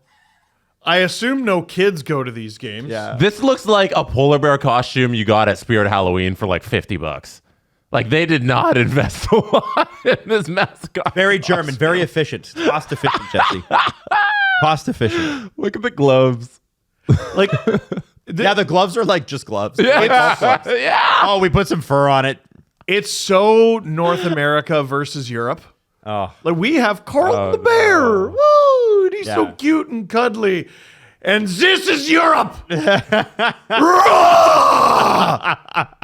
not cuddly. Bear scary and terrifying. Yeah, this is. Oh my this God. Generic scary polar bear costume. It's You're listening to simply this. a polar bear. If you're listening to this, look this up. It's not. That's your homework. Like it's not mascot like. No. like the Carlton bear example is perfect. No, that's a like mascot. That's like I shot that polar bear and stuffed it. yeah. This is a guy wearing a polar bear suit, and I can see half the guy. Even Hunter from the Oilers is a little too realistic, but it's got enough cartoon in it. that I love you're like, Hunter. this is silly. Hunter's fantastic. This might just be a murdered polar bear that someone lives in yeah. during hockey games. Oh yeah. From like West Prussia. Just No, that might be a real polar bear. floated in on an ice float. Paul McCartney should ask. went to the Arctic and killed this himself while seal clubbing. Oh, wow. Why Paul McCartney? Doesn't he club seals or something? I don't know. Anyway, Like the Beatles, Paul McCartney? yeah, Adam, confirm or deny? That he shot a polar bear? I don't know. I don't think so. I'm so tired. Paul bro. McCartney is a vegan. Oh, maybe he's like against it then. Yeah, I would think don't maybe know. that's what it is. Yeah. I don't know, bro. Leave me alone. Leave me alone. That's a terrifying polar bear. Okay. So I wanted to run you guys through this. I can't remember if he's pro or anti-clubbing seal. Now it's worth reading. This is James Myrtle, friend of the show. Paul McCartney was sent into space with a polar bear called Simon. No. It's AI. There's- I think little that AI. is the world's worst AI. Yeah. Did no, Paul it McCartney happened. melt in space too? Like what happened? I mean, probably. Poor Paul. Like that's him actually going. That's the G-force bringing his cheeks down. Look at him. I don't know, guys. I'm reading this article on Medium about Paul McCartney being sent into space with a polar bear called Simon. And there he is. There's pictures to prove it. By the way, I can't unsee this meme, but there's a meme floating around out there that like Paul McCartney looks like your aunt who's really proud of you, and I can't unsee that. You're telling me this isn't real. Gentlemen, I have a question. It looks like if Paul McCartney was taken over by the alien who like goes water from Men in Black. Sugar and water. Okay, guys. James Myrtle put out an article about, he said it's 1 month into the season, what's real and what's not. So if teams were to maintain their current pace, and it'd be very hard for teams like Winnipeg to do that, but if they did, who would have the biggest swing in point differential last year to this year? And I'm going to start with positive. Oh, okay. Let's start with positive because there's a positive side of this and a negative side. Has to be Minnesota. It is Minnesota. Yeah. If they continued this pace, they'd finish with 134 points, Holy shit. 47-point So they differential. break the Bruins record. What's the Bruins record? Is it They said it, 2 years ago? 1/3? Wasn't it 130 something? 130 65 like games. 65 wins. I mean, that's 130 on its own. How many overtime Plus a few losses? shootout and overtime losses. I will just check. 135. So they would come in just under it. Right, but the Jets would break it. The Jets would break it They would because they'd lose, be like, at 3 games. 150 points, up from 110. So wait, the Wild are 8-1-2, and they're not winning at a high enough percentage of their games to pass the Bruins who won 65. That's right. That's insane. Yeah. Oh, wow. Holy shit. Well, yeah, and that's the thing, right? Is the differential too that we're just Yeah. talking about with last year to this year. Third on that list are the Washington Capitals, who have the 30th best power play in the league, which is crazy. They're winning all these games and Yep. not scoring on the power play. 91 points last year. They're on pace right now for 119, which feels somewhat closer to sustainable, although not quite. Nah, a little high. 28-point swing. Even a buckle 5 puts you in a really good spot. At number 4, Carolina Hurricanes. 111 points last year. They're on pace for 131. And we were like, in our season previews, we were really hard on them. Like, who's Right. going to play for these guys? Doesn't To give matter. you an idea of the Washington Capitals, who you said 119, Yeah, the Rangers won the President's Trophy with 114 points. right. So, like, Not yeah. sustainable. Wow. Yeah. Carolina Hurricanes on pace for 131 points.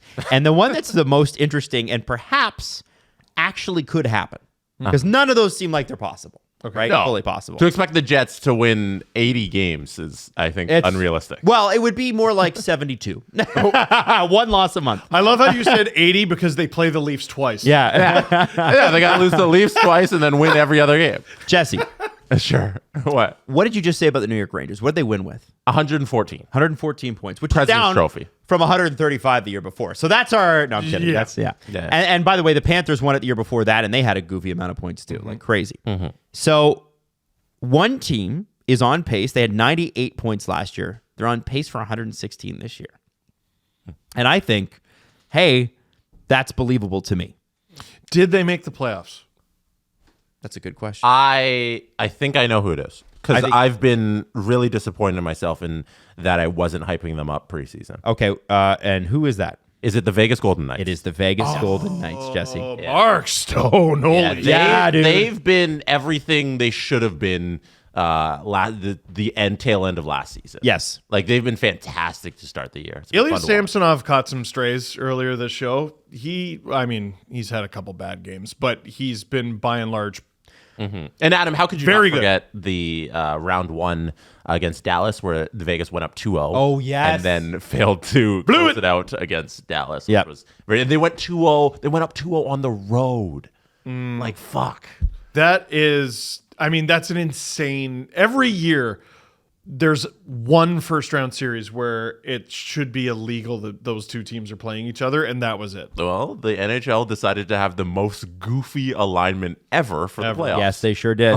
No, those two teams playing each other first round. Embarrassing Prime. stuff. And by the way, in a 1-8 system, when an 8th place team beats a 1 or a 7th place team beats a 2, it's a great story, and we're getting that stolen from us. We do get 1-8, I guess. Wild card, but I think a 2-7 and a 1-8 far easier to understand, way more fun. Now, And I think last year they would have played each other regardless. Yeah, Dallas was 1 in the West and Vegas was 8. Yeah. Don't forget, Vegas spent like drunken sailors, and we're like, okay, they still might miss the playoffs. Though. it didn't matter though. They had Hannafin and Hurdle. Yeah, You still have them. You missed the playoffs. You still have them. they're fine. Okay. Who has had the biggest swing in the negative column? Number one. If things continue this way, it's a negative 39 on the stat sheet for points. They had a good weekend though. Boston? Not Boston. Damn. Edmonton. Not Edmonton. Oh. No. Edmonton's in the top 10, but barely. We're talking about a disaster right now. Schville. Oh, Nashville. Yeah. Nashville is second on the list. Boston is third. This team is still worse. Oh, my gosh. Avs? Avalanche. Oh, okay. That makes 107 points to they're on pace for currently 68. Oh shit. It's worth noting the Nashville Predators are on pace for 67. Makar has been absolutely cracked. So has Rantanen, by the way. Yeah, Rantanen's been absolutely cracked, and they're still that bad. That's how injured they are. Holy. Now I look at the Avalanche and I go, I don't think it's sustainably bad, but I think that they have so many issues that it's difficult. If they miss the playoffs this year, I'd be like, I'm not even going to get upset about it. They'll be back. Right. The injuries are insane. Yeah. Nashville has just been playing bad. But that could be a bunch of new guys injected into the system. Boston, I get tired of betting against Boston. One thing, though, that I think is sustainable are the bottom 4 and bottom 5 teams. Okay? Both tied at negative 26. One had 94 points last year. They're on pace for 68. One had 87 last year, now on pace for 62. Can you name them? One of those teams has to be the Penguins. Neither of the teams are those Penguins. Really? The Penguins are 7th on this list with a negative 19 differential, but we're talking about two teams with a negative 26 if things continue. Then one of those teams has to be the Flyers. One of those teams is. Yeah. That would be number 5. The projection is, and again, they'll go on winning streaks, but 87 to 62 points is currently what they're on track for. I think of that as a much in the way Vegas at 5 on the positive differential seems sustainable. The Flyers look sustainably bad. Hard to read. It's so hard to be competitive if you don't know what goalie's going to give you a chance to win. And Ehlers going down, and yeah, And Erson's already like not great. Oh Yeah. boy, that's tough. I was trying to see how long he's going to be out because I saw that injury and I was like, that just sucks That for sucks. a team that already has no goaltending. But I don't know the timeline on his availability. Who's the other They're team? looking. It's Friedman reported that it was about a week. About a week. Still Yeah, sucks. but you're going to reevaluate then and see how it goes, right? That sucks for the Flyers, especially because Michkov's having such like a great rookie season, And he got benched, but yes, absolutely. Well- Yeah. absolutely. But man, that was the best waiver pickup I made. Neither of the leagues that I That's had him in, crazy. nobody drafted him. Last I checked on him, he had 9 points in 9 games, but was a -9. Jeez. So here, what Wow. is he at now? Michkov's got 9 points in 12 games, -8. Yeah, it's pretty bad, dude. Like, yeah, a little I mean, bit of a slump there. I assume that's not. I mean, he's a rookie. Like, Right. he's not going to be the pinnacle of defensive ability. Like, to me, that's surrounding him with better talent. Yeah. I mean, to get a guy scoring at a 0.75 clip, like just dropped out of the sky, is pretty good for any team. Yeah, he's got to be the Calder front runner, I'd say, right now. Easily. Yeah, well, especially because Celebrini played one game and then who has been out ever since. But he's trending towards coming back, so we'll see how that goes. But yeah, Michkov, great start. Sucks for the Flyers that they can't get any of the roster going. Who's the other team? Number 4 on the list. So you got Avs, Preds, Bruins, blank team, Flyers. They had how many points last year, this team? 94. 94. So they so they must would have been- missed, They did miss. But Yeah. they would have been right there. right? It's not the Pens because you already mentioned them. Yeah. East or West? East. Oh, East. Oh, Detroit. No. No, Detroit tied with. They did. Detroit had more points. Detroit would have had more points because they tied with Washington. Who's just below Detroit? No, Buffalo didn't get Just- no. 94. Buffalo wasn't there. Just talking about them. The Islanders. The New York Islanders. Oh, there you go. Yeah, who made They're the that playoffs? bad? They're that bad. 94 Oh, points. and they did make the playoffs. Oh, Yeah. they did make the playoffs. Yeah, the Islanders made the playoffs last year. They got swept. Oh, fuck. That's why I don't remember it. The playoffs were such a blur. Like, Or they won one game. They're on pace for... They got you and I both picked them to beat the Hurricanes and looked really stupid. Yeah. 68 points is what they're on pace for Wow. currently. That's not great. It's not great. Now, I will mention this. The Edmonton Oilers on pace for a -15, and the Leafs are on pace for a -14. Some of these look sustainable. I don't think the Islanders one is not sustainable with the injuries. Don't worry about the Leafs one because they have a literally identical record to last year after 13 Yeah, I'm not games. worried. Every November they go on a winning streak. The Oilers are probably ahead of where they were this time last year, like far ahead. And that's still not Yeah, saying they should much. look year over year rather than like last year as a whole. Like, Yeah. what did you do in Right. October last year? Right. Nobody does selling better than Shopify. Just ask our website. And our website designer, Jesse Blake. Right, Jesse? The website designer is really Shopify because it's just kind of like plug and play. You know, they'll be like, oh, click this little thing and I'll make a little thing there. And it's really easy. That's not how Shopify talks. I think it is. You've never talked to Shopify. Yeah. Person who Did didn't you click do the the little website? things to make the website. No, I didn't. No, There you go. See? So if you're into growing your business, your commerce platform better be ready to sell whatever your customers are scrolling. In our case, it's a lot of different t-shirts and mugs. And that works for us. Yep. And what works for you is available on Shopify, on the web, in your store, in their feed, everything in between. Shopify takes care of you. Upgrade your business and get some of that cha-ching at checkout. You see? The Get some of that what? Yeah, some of the cha-ching. There's a cha-ching, Yeah. thing. Anyway, Oh, sign we up know. for your $1 per month trial period at shopify.com/STP. That's all lowercase. All at shopify.com/STP to upgrade your selling today. Shopify.com/STP. Cha-ching. You know, what I love about what we're about to talk about is it's business related. And one of the things that we really had to learn when we set up SDPN, Yes. which was the The legal. NHL salary. No, the legal Oh, side. the CBA. The the legal CBA. side. No. Listen, when we started SDPN, I wasn't even dating a lawyer. I married a lawyer, and let me tell you something, not helpful. Doesn't do this Well, type of law. sometimes he thinks it's Yeah, well, exactly. But my point is, if you're trying to build a business and you need, like, what your focus is going to be on? You're going to be focused on the product. You're going to be focused on selling and finding an audience, putting your social media together. But you're not going to be focused on the stuff that's actually really important, which is legal stuff. Because there's not a lot of easy ways to do it. That's usually a lot of headaches, and it's kind of scary, and that's why we want to introduce you to LegalZoom. LegalZoom has everything you need to launch, run, and protect your business all in one place. At LegalZoom, setting up your business properly and remaining compliant are things you want to get right, and LegalZoom helps you do that. They save you hours, wasting hours on legal stuff. LegalZoom.com takes care of it. LegalZoom puts you in business. So here's what you want to do. Check it out if you're thinking about running a business, or if you already are running a business and you could use some legal help. Launch, run, and protect your business and make it official today at LegalZoom.com and use that promo code DANGLE. How do you spell it, Steve? DANGLE. To get 10% off any LegalZoom business formation product, excluding subscriptions and renewals. Everything you need to set up your business for success is at LegalZoom.com. Use that promo code DANGLE. LegalZoom.com, promo code Dangle. Now, a couple of things. The NHLPA is finally going to do something for concussions.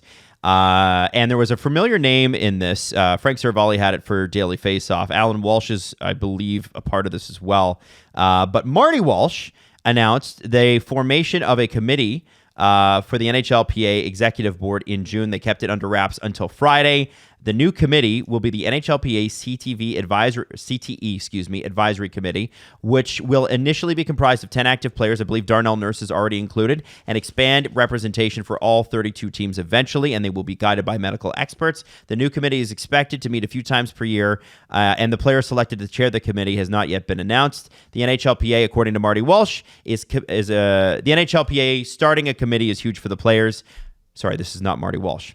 This is where the name comes in, and I apologize. The NHLPA starting a committee is huge for the players. They need to choose their own destiny, and I don't think they've been getting the truth from the NHL. That's Dr. Chris Nowinski, who was who came on Agent Provocateur with us a couple of years ago, Jess. It was a while ago. And Chris I think it was last season. Oh, was it? Yeah. Former WWE wrestler. That's what I was going to say. Yeah. And he's now the CEO of the Concussion Legacy Foundation and the co-founder of Boston University CTE Center. I highly, highly, highly encourage you to check out that episode because he's so well-spoken. And this is a former pro wrestler who's now working at Harvard on head injuries. So it's somebody that, this isn't just some guy that went to med school. This is somebody that athletes will go, oh, okay, I can relate to that. Right. And I don't, that's not to take away from the medical community, but sometimes somebody that's done sports at a high level, high contact, repeated contact, sometimes there's that trust factor there. I don't know why, but it's human nature. It's good to have a translator of sorts. And he's also very smart, this guy. Yes. Also, it was 2022 when he came on. 2022. I believe, yeah. And not Harvard, BU. Oh, sorry, Boston University. Why did I say Harvard? Yeah. His Harvard was, right I believe, his wrestling persona. Ah, that's what it is. I went to Harvard, and I was better than you, or I am better than you. Yeah. That's funny. What it was. That's so funny that his persona was he went to Harvard, but he actually went to BU. Yeah. No, well, he didn't go to BU. Right now, he founded the concussion studies that are going on at BU. Yeah. So what does this mean in the long term? Well, we're going to talk about it with Alan this week. Okay. And he's going to kind of explain on Agent Provocateur what exactly this means. Because you guys know that the league's just denying that, there hasn't been enough research done. They'll say, oh, yeah, sure, CTE might exist, but there's no research to say that hockey players, and look up Stan Mikita, look up his brain, look at some of the other ones. Yeah. It's very clear that there is, and the NHL isn't going to do anything about it. They've said as much. So the PA needs to do something. And this is what, and I think this goes to a bigger conversation, an active Players Association looks like. The Players Association for the NHL went to sleep for 6 or 7 years. Donald Fear did decades of damage to the NHLPA. I don't know what he was doing, but Marty Walsh collecting a salary does stuff, man. This guy's doing stuff. Like his first month on the job, he's got to fly to Columbus to check out the Babcock stuff. Dude, it's the players. Like the guy's in there. Like it's the what I said on the show for years is until the players give a shit, I won't care. Like if they don't care, why should I? And Marty Walsh has come in and done his job. He's energized them. Yeah, I like that. He does stuff, not cowardly ducking the media like an asshole. Like just brutal. So this is no, it wasn't even the media. It was what's that Donald Fear story? He ducked his union? Yeah, there's a bunch of stuff out there. I don't know the particulars of that story, but it's not. He sucks. Yeah. But it's getting and the thing is, I was encouraged to see Darnell Nurse's name in there, because what you usually see with the NHLPA with this stuff, it's like, Ron Hainsey is the big representative, or It's important to have a big name. you need big names and big contracts. When you see the NBAPA go to meet the owners, it's LeBron, it was Chris Paul, it's Kyrie Irving, it's the big names. The NHLPA for many years has been, here, you peasants handle it. Yeah, let those guys. We're just gonna go make our money. And I think what's happening, and this is what I'm hearing from people in the game, is the PA is now energized, and the players are now far more aware of, especially with the explosion of contracts in the NBA and the already enormous contracts in the MLB. They're far more aware of the fact, and the fact that all 32 teams are now worth more than $1 billion. And, if you owned a team 5 years ago, it's now worth 10x what it used to be, or 5x even. The players are not participating in that. They're not making much more money than they were 5 years ago. And so for them, being a part of a union, they're saying, we need to participate in this wealth as well. We are the product. And I think that you're going to see more stuff going into this next CBA negotiation. Not stuff that I think is going to shut the league down for a season, but I think that the next CBA will have some things in it that will be very, very interesting and will maybe potentially break this hard cap a little bit, which is, I think, what the players need. Now, I want to move on because Alan tweeted something a few minutes ago, and I want to know what you guys thought. Ooh. There are rumors, according to Alan Walsh, that the IIHF are putting together a proposal for the Olympics. Ooh. For what? What do we think? 2030. No. I'm not talking about dates. I'm talking about a sport. IIHF. 3-on-3 hockey. That's right. Oh. Major League Hockey, Steve. Oh. I just thought you might be interested. Now, I think 3-on-3 hockey as a separate sport for the Olympics could be pretty sick. Well, the 3-on-3 basketball was awesome to watch. Yeah. this year. I really You didn't like it? You didn't like it? It was okay. Like, I didn't think it was the best, but it's different. Like, it's not 5-on-5 basketball. It's a different set of how they play the game. It's different. 3-on-3 hockey's different. Yeah. It's like, to me, the Olympics is full of sports that are on. They're just on. And can I turn on the TV and watch it and be like, this rules? Right. And the Olympics are actually full of that. Like, stuff that, like, okay, you couldn't do an 82-game season worth of this necessarily. Dude, I'd watch the hell out of that. I wonder who's going to play. Yeah, I was talking about the 3-on-3 basketball. I thought it was okay. But pretty- 3-on-3 hockey, I'd watch, yeah. I think it's interesting, too, because people were commenting like, hey, why hasn't ball hockey made it in? And it's like, that's not what the IIHF does. I agree. I think it should be a summer sport. I'd watch the shit out of that. I would totally watch ball hockey, but I do think 3-on-3 hockey, especially in Olympic context, makes sense. If rugby sevens makes sense, so does 3-on-3 hockey. Yeah, I think floorball, if ball hockey / floorball, is in that other Olympics. That's like goofy stuff, like drone racing Is and that all that games? stuff. No, they have some other. I'll look it up, but no, drone racing Olympics. But I think floorball should be an Olympic sport for John sure. Boy Games or Warehouse Games, sorry? No, there's this other, the World Games. Have you guys heard of the Never heard World of them. Games? No. The World Games have a bunch of goofy sports, and I believe floorball is one of them. I think we've talked about this on the show. I've always thought it's weird that like motor racing is not included in the Summer Olympics too. That I feel like the juice wouldn't be worth the squeeze. Like, If you gave everybody the same car and it was bad, where do you put the track? oh, every Olympic hosting venue has a track. Like France had a track. They have a racetrack. Do a round robin. Do something. Yeah, You should have it. Floorball is a sport at the World Games, but other sports at the World Games include like billiards. They have that. I love that. Bowling isn't a current one, but it used to be. They have dances. They have fistball. What is fistball? Jiu-jitsu, karate, kickboxing, korfball. Ever heard of korfball? Korfball. Lacrosse is in there. Bandy in there? They have roller sports. This is the recess games. Yeah. They have a bunch of the other stuff that like aren't quite good enough for the Olympics. Did you say Foursquare? Yeah, I was gonna say they have Foursquare. Foursquare rules, man. Such a good game. No, it doesn't look like they have Foursquare. What about foot hockey, like where goalies can use their jacket as their equipment? They don't have that. No? No. Too bad. No. Too bad.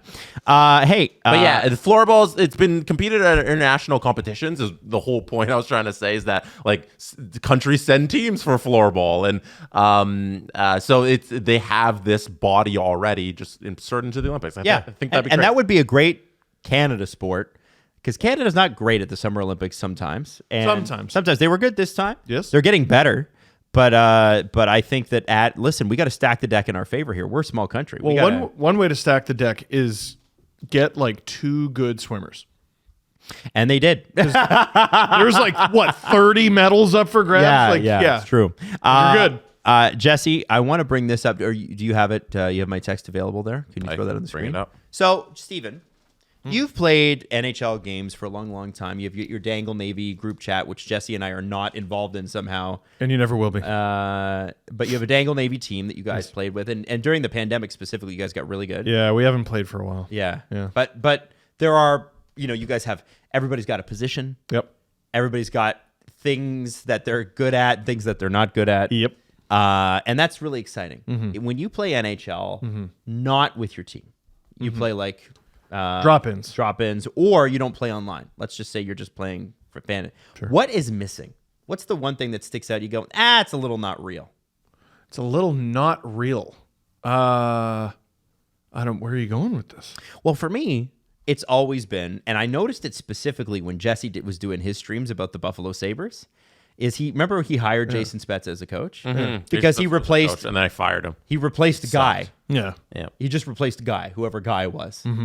Today, the Clapperton, who is actually a member of the group that puts this all together, announced that they are putting real-world NHL coaches into NHL 25. Oh my God! How did it take so long to get that? So here's it's a deal with the players, the coaches association. So they probably just finalized a deal today or recently. How great is that? Because Madden's had real world coaches for time now, but Bill Belichick has never been available to be a coach in the game because he's always sat out of whatever deal that the Coaches Association signs with EA Sports in the league and that sort of. He refuses to give his license, his likeness to the game. So the entire history of Madden, Bill Belichick's never been in there, and it's been just a hilarious meme. So it's cool to see that NHL got that done. Yeah, very cool. Oh, I love that, and it's very appropriate that they're like, Torts is in a video game. Yep. There's a reason they picked him. Now, there is one more thing I want to hit before we do the press conference, if in fact we are doing the press conference, Jesse, is Jacob Oster, who joined us on our Oshawa Generals episode last week. He was so good. He was so good. He was the goalie for the Oshawa Generals. I just wanted to give him a shout out because he got his 50th OHL win this past weekend. Wow. 5-0. Pretty rare to get 50. It is. Wow. Holy crap. I mean, when you play as many games as him, I think maybe it gives you a leg up. Yeah, he played 60 games last year? He did. That's so many games. I wonder what he can push it to. I mean, it's early, right? Can he get it to 75? What's the record? Okay, hold on. Let me see. You have to play a stupid amount of games on a stupidly good team for like 3 years. It's really hard. Like 100 wins. Oh, okay, all right. Extremely rare. So okay, you'll be blown away by how many people have a ton. 100 wins? Oh, there's 5 guys, and you don't know any of them. J.P. Anderson, Kyle Gajowski, Joseph Raymakers, Andrew Angelage, Devin Williams, and Adam Dennis. And wow. Yeah. Michael DiPietro, who you'd know. Oh yeah, of course. 98. Damn. Like it's Kay Whitmore, who's been very involved in the game on and off the ice as a coach and many other things. Kay Whitmore at 93. But like, you have to think too, a lot of these guys are guys that started younger and then, in their older years, they're just dominating some of these kids, right? Jordan Binnington, 86. I believe that. The Owen Sound Attack were pretty good. Pretty damn good, right? So I'm just kind of looking through names. Mackenzie Blackwood at 84. John Van Beesbrook, 82. So yeah, it's an interesting list, but that is quite the accomplishment. 50 wins it's big by OHL standards. You're there and gone. But his goal is the Memorial Cup. That's right. For the Oshawa Generals. That's right. Shall we do the press conference? Sure. Let's do it. The Presser. SDP. The Steve Dangle Press Conference. We have an NHL headline submitted by a member of our Discord on the press conference questions. Oh, baby, let's go. Thread on our Discord server, which you can find in the link in the description. Andrew submitted a NHL headline. The little sub headline on NHL.com reads, Hughes brothers set to share ice again tonight when Devils visit Canucks. So this was before the Canucks and Devils games. The picture in the headline on NHL.com is a picture of the three Hughes brothers. Can you give me, Steve and Adam, the headline that NHL.com went with? How about refuse to Hughes? Oh. Instead of refuse to lose. No? No? Okay. Hughes Mungus game? Oh, that's pretty good. Think more of the line of like, hey, those guys are all brothers. Hughes brothers. Band of brothers? That's not bad. That's not bad. Hughes brothers, but that's not correct. Hughes brothers set to share ice again tonight when Devils visit Canucks. Man. I'm trying to, there's not a lot of wordplay there, like puns, like cute puns. Brothers. Think brothers, sibling. Yeah, there's not a lot of puns at all. Not sibling rivalry. Something No. like that. No. Can't be that simple and straight No. ahead. But like this headline, it's about the brothers, and it's a headline for like the article written on NHL.com, and it's on the internet. Family Matters. No. Oh. It's about an article written about the Hughes brothers. You know? So it's not like Blues Brothers. Hughes No. Brothers. I think it's more about like, Article. hey, this is an article about the brothers. What What could it possibly be? Sibling story. No. Hey, okay, we're getting closer. And like I would say it's a pretty good article. Okay. Tale of a trio. No, I would say it's a pretty good article about brothers. Pretty good article about brothers. Yeah. I don't know what I'd say- I think it's about. just called Brothers. No. It's like, oh my gosh, that's a great story. That's a nice story about brothers. Brothers story. No. A story hold of on. brothers. It's not like Brothers Grimm or something, is it? Like No, something like- no. Which is not always the nicest stories. It's a really good story about brothers. You Really know? good story about. I don't Yeah. understand. I'm trying. The hints are killing me, man. I don't know. I'm really close. I think it's called A Story of Brothers. Nope. Article of brothers. I don't know how much closer I can get. I don't know. Okay, let's dive even deeper. Okay, It's a really good story about brothers that's on the internet. So like, why not use some internet slang for your headline? If you were, Is it Yes Brother? no. Oh no! all right. If you were on, like, if you're 14 5 years ago and you were on Twitter and somebody wrote a really long story and you were like, that's lame, what would you reply back to that? Cool story, bro. TLDR. not- Cool story, bro. Damn. Wow! It took us a long time to get there, man. Wow. The NHL went with cool story, bro. I appreciate that for their I appreciate headline. that. That was a good headline. I said like 2 of the 3 words. You did. All you needed to do was add cool. Article that was throwing bad. me. Article was throwing me. But then I started saying story just to give it away. That was bad, guys. That was one of your worst performances ever. That's not wow. true. I've done way worse. No, not at this game. Yeah, you're right. That's got to be one of your worst performances at this game's ever. Like, oh my gosh. I'm just disappointed. I could do worse. I can do worse. And I will. I'm And I will. very disappointed.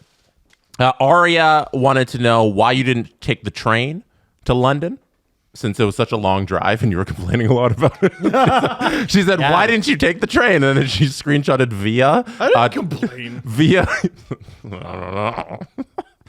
She screenshotted Via that said $42 Toronto to London. That's too much money. No, I'm kidding. I love Via. There's we're looking into Windsor. I felt bad because there were a few people there like, I drove up here from friggin' Windsor. I don't think I'll be making that drive. I think I'll be taking the train. Oh, the train. Oh, you're going. Oh, no. Like, I still want to go. Oh, okay. I was like, what do you mean you're not going to Windsor? Get out there. And like, yeah, Ottawa's another one where I'm like, okay, I could drive. Do I want to? Via. Yeah. It takes you right downtown. Choose. It's the best. Yeah. This one's from Python 3504. Do the Leafs need to sign Knies before they look at signing Marner and Tavares? Yeah, we sort of talked about that last show. You need Knies. Like, what is this? A question of are we or aren't we gonna keep him? No, you sign Knies to a deal that makes sense and you figure out the rest. You need this player. Adam? I think yes, because I don't know how. So I've swung back and forth on Mitch Marner because I thought after that playoff series, maybe we were all a little emotional. I'm like, they cannot do this again. And then they were like, everything's on the table, and it wasn't. But I look at Matthew Knies and I go, yes, for Toronto, that should be the priority over Tavares and Marner. And I don't think you can sign Tavares and Marner until you see what they do in the playoffs. If they don't perform in the playoffs, I think we're having. Well, then you risk losing Marner for nothing. Oh, okay. Oh, well. Are we past that? Yeah. Well, I think that there are. It's not nothing. It's not nothing. It's $11 million. Yeah. In cap space. And potentially more because you haven't signed him. Can you imagine the Leafs going to next offseason with $22 million? That's what I mean, right? And they, by the way, I'll give them credit. They spent it well this offseason. Haven't really seen an acquisition I haven't liked. And so I look at that and I go, Matt Knies is a part of this future of this team, part of the future of this team for the next 8 years, no question. If I'm Matt Knies' representation, I go, we'll talk to you in the spring. Why would you sign that now? Unless you plop something really interesting. I mean, there's Genther's deal, there's Slavkovsky's deal, there's Lafreniere's deal. I'm trying to think of like other comparables. Like, I just don't see how it can't be over much higher than 7. Yeah, I think that should be between 7 and 7.5 is probably where it's going to land. And unless and you're buying potential. that's what you're buying. Well, you're buying 8 years, right? Yeah. But if Darren Dreger is to be believed, and remember, it can always be an agent floating something. Of course. But from what he said, and I think he heard directly from the representation that it was that it's going to be a big number. So we're looking at a bridge. That's you a already mistake. know where That's an you already enormous and mistake. this is what the Leafs can't do. They cannot. Hold on. The Leafs cannot let another RFA walk all over them. And to this point, even with Joseph Woll's contract, which I wasn't crazy about, it's fine.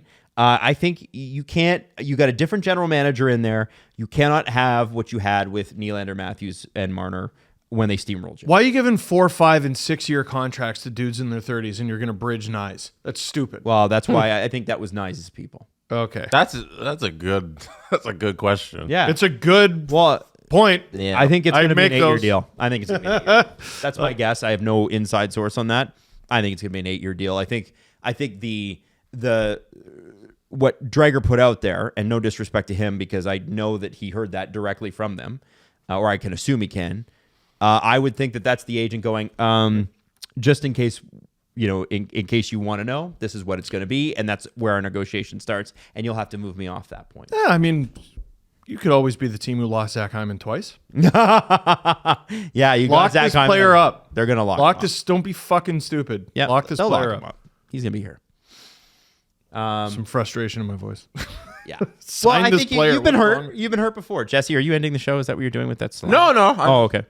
None. Sorry. I wasn't doing anything. Oh, you were just okay. All right. I was like, oh, is he trying to let us? Okay, so let's talk about this. Oh, sorry. What? Let's get the next question out there. Sure. We can do one more.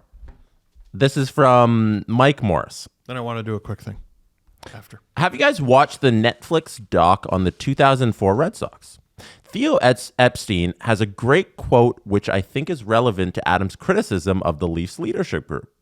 He said, when you have silence or you have a bunch of introverted players, inevitably what happens is that vacuum gets filled with negative narratives. I would say Austin is the opposite of an introverted player. Yeah, I like him. I think he's a great leader. I've liked the way he's played, even though he hasn't scored. He's the right captain for the team. Definitely. I mean, whatever you want to call it, call it the yips. Like the Leafs have it. I mean, there's, there's stylistically some stuff there, but every year they're great in the regular season. Every year they wilt in the playoffs, and you can't tell me that's not a problem that is mostly between the ears. Yeah, I don't even think it's like the guys on the team have it, because they definitely do, but the organization as a whole, no matter who's running it, it feels like the crest has it, and we've just reached that point. That's why, I don't know. You just need guys who don't give a shit about that. I don't think Jake McCabe gives a shit about that. I don't think Willie gives a shit about that. Willie doesn't give a shit about that. You just need players who are like, yeah, all right, well, that wasn't me, though, was it? Mm-hmm. I love a hometown kid. Sometimes I wonder if the Leafs need less. I don't think they do. It's hard in this Sometimes. league when the high percentage of players come from Ontario. I know, but it seems like it just is this impossible thing to overcome. When I feel like the less context you understand about this team, the better. That's why Knies is actually perfect, and Knies and Matthews, two Arizona-born kids.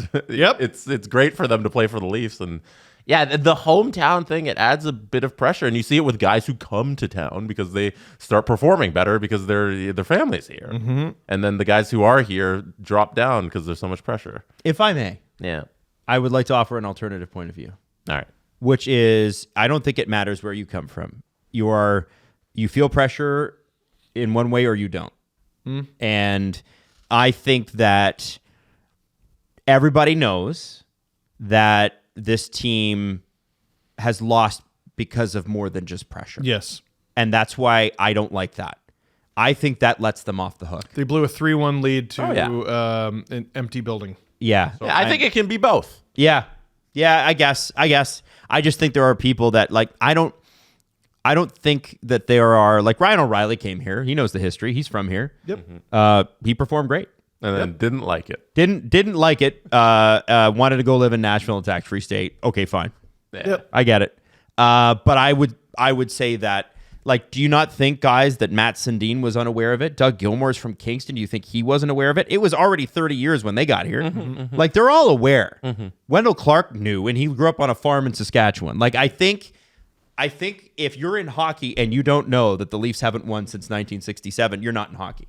Right. No, it's a great point. Just to not take away from their on-ice performance wasn't good enough. Yeah, how about we're not excusing it. I agree. No, I'm not saying you guys are excusing it. I don't think this show has ever done that. But I think we're looking at when people are trying to propagate excuses from within, that's what drives me nuts. And I think that back to that Theo Epstein quote, I think that's absolutely right. For you to be a leader, you can be what Matt Sundin was considered a quiet leader, but he led by example on the ice. He was a bastard to play against. Go look up Matt Sundin's highlights. He'd kill you. It takes all sorts. And they did have loud guys. They had your Tuckers, your Domies, your Roberts. They had guys that were leaders in their own way who were team. One of the most surreal interviews I ever did, and I wasn't young enough to properly appreciate it. And now that I'm older, I'm like, God, I would love another crack at that as a 36-year-old. I interviewed Yvan Cournoyer and Serge Savard at the same time. I remember that. At the Olympics. And one thing Cournoyer said was, on the Montreal Canadiens teams we had that basically won everything, he's like, we had like 14 captains. It takes a room, right? So you can look at Austin, but it takes a room. It's good to have guys who can step in and do like a great speech and everything. Like one of the guys who the Oilers credit with turning their season around last year was Matthias Janmark. They talk about hockey the janitor way because they call him the janitor. And it's Matthias Janmark. But he was basically like, we're better than this. We need to commit to playing hockey this type of way. And it turned their whole season around. Yep. I mean, they also fired their coach and started getting some saves. But you know what I mean? Mm-hmm. Those things can't be unrelated. It can be anyone. It doesn't have to be one of your big guys. He had 12 points last year. Matthias Janmark? Yeah, 12. That's psycho. And that's absolutely insane. So, yeah, it's about what's up here. Yep. So I like that. Hey, that's great. Shall we wrap the show, Jesse? Here, real quick. So, last little push for donations for Easter seals. Link in the description down below. If you donate any amount to anybody on Rachel's Raiders, you're automatically entered into a draw for Leafs tickets Saturday, November 16th against the Edmonton Oilers. That's right. We're going to throw something in there. Yesterday, someone came up to me with a stack of 6 books. They got me to sign 3 of them, and then they handed me the other 3, and they're like, here, use these for Easter seals.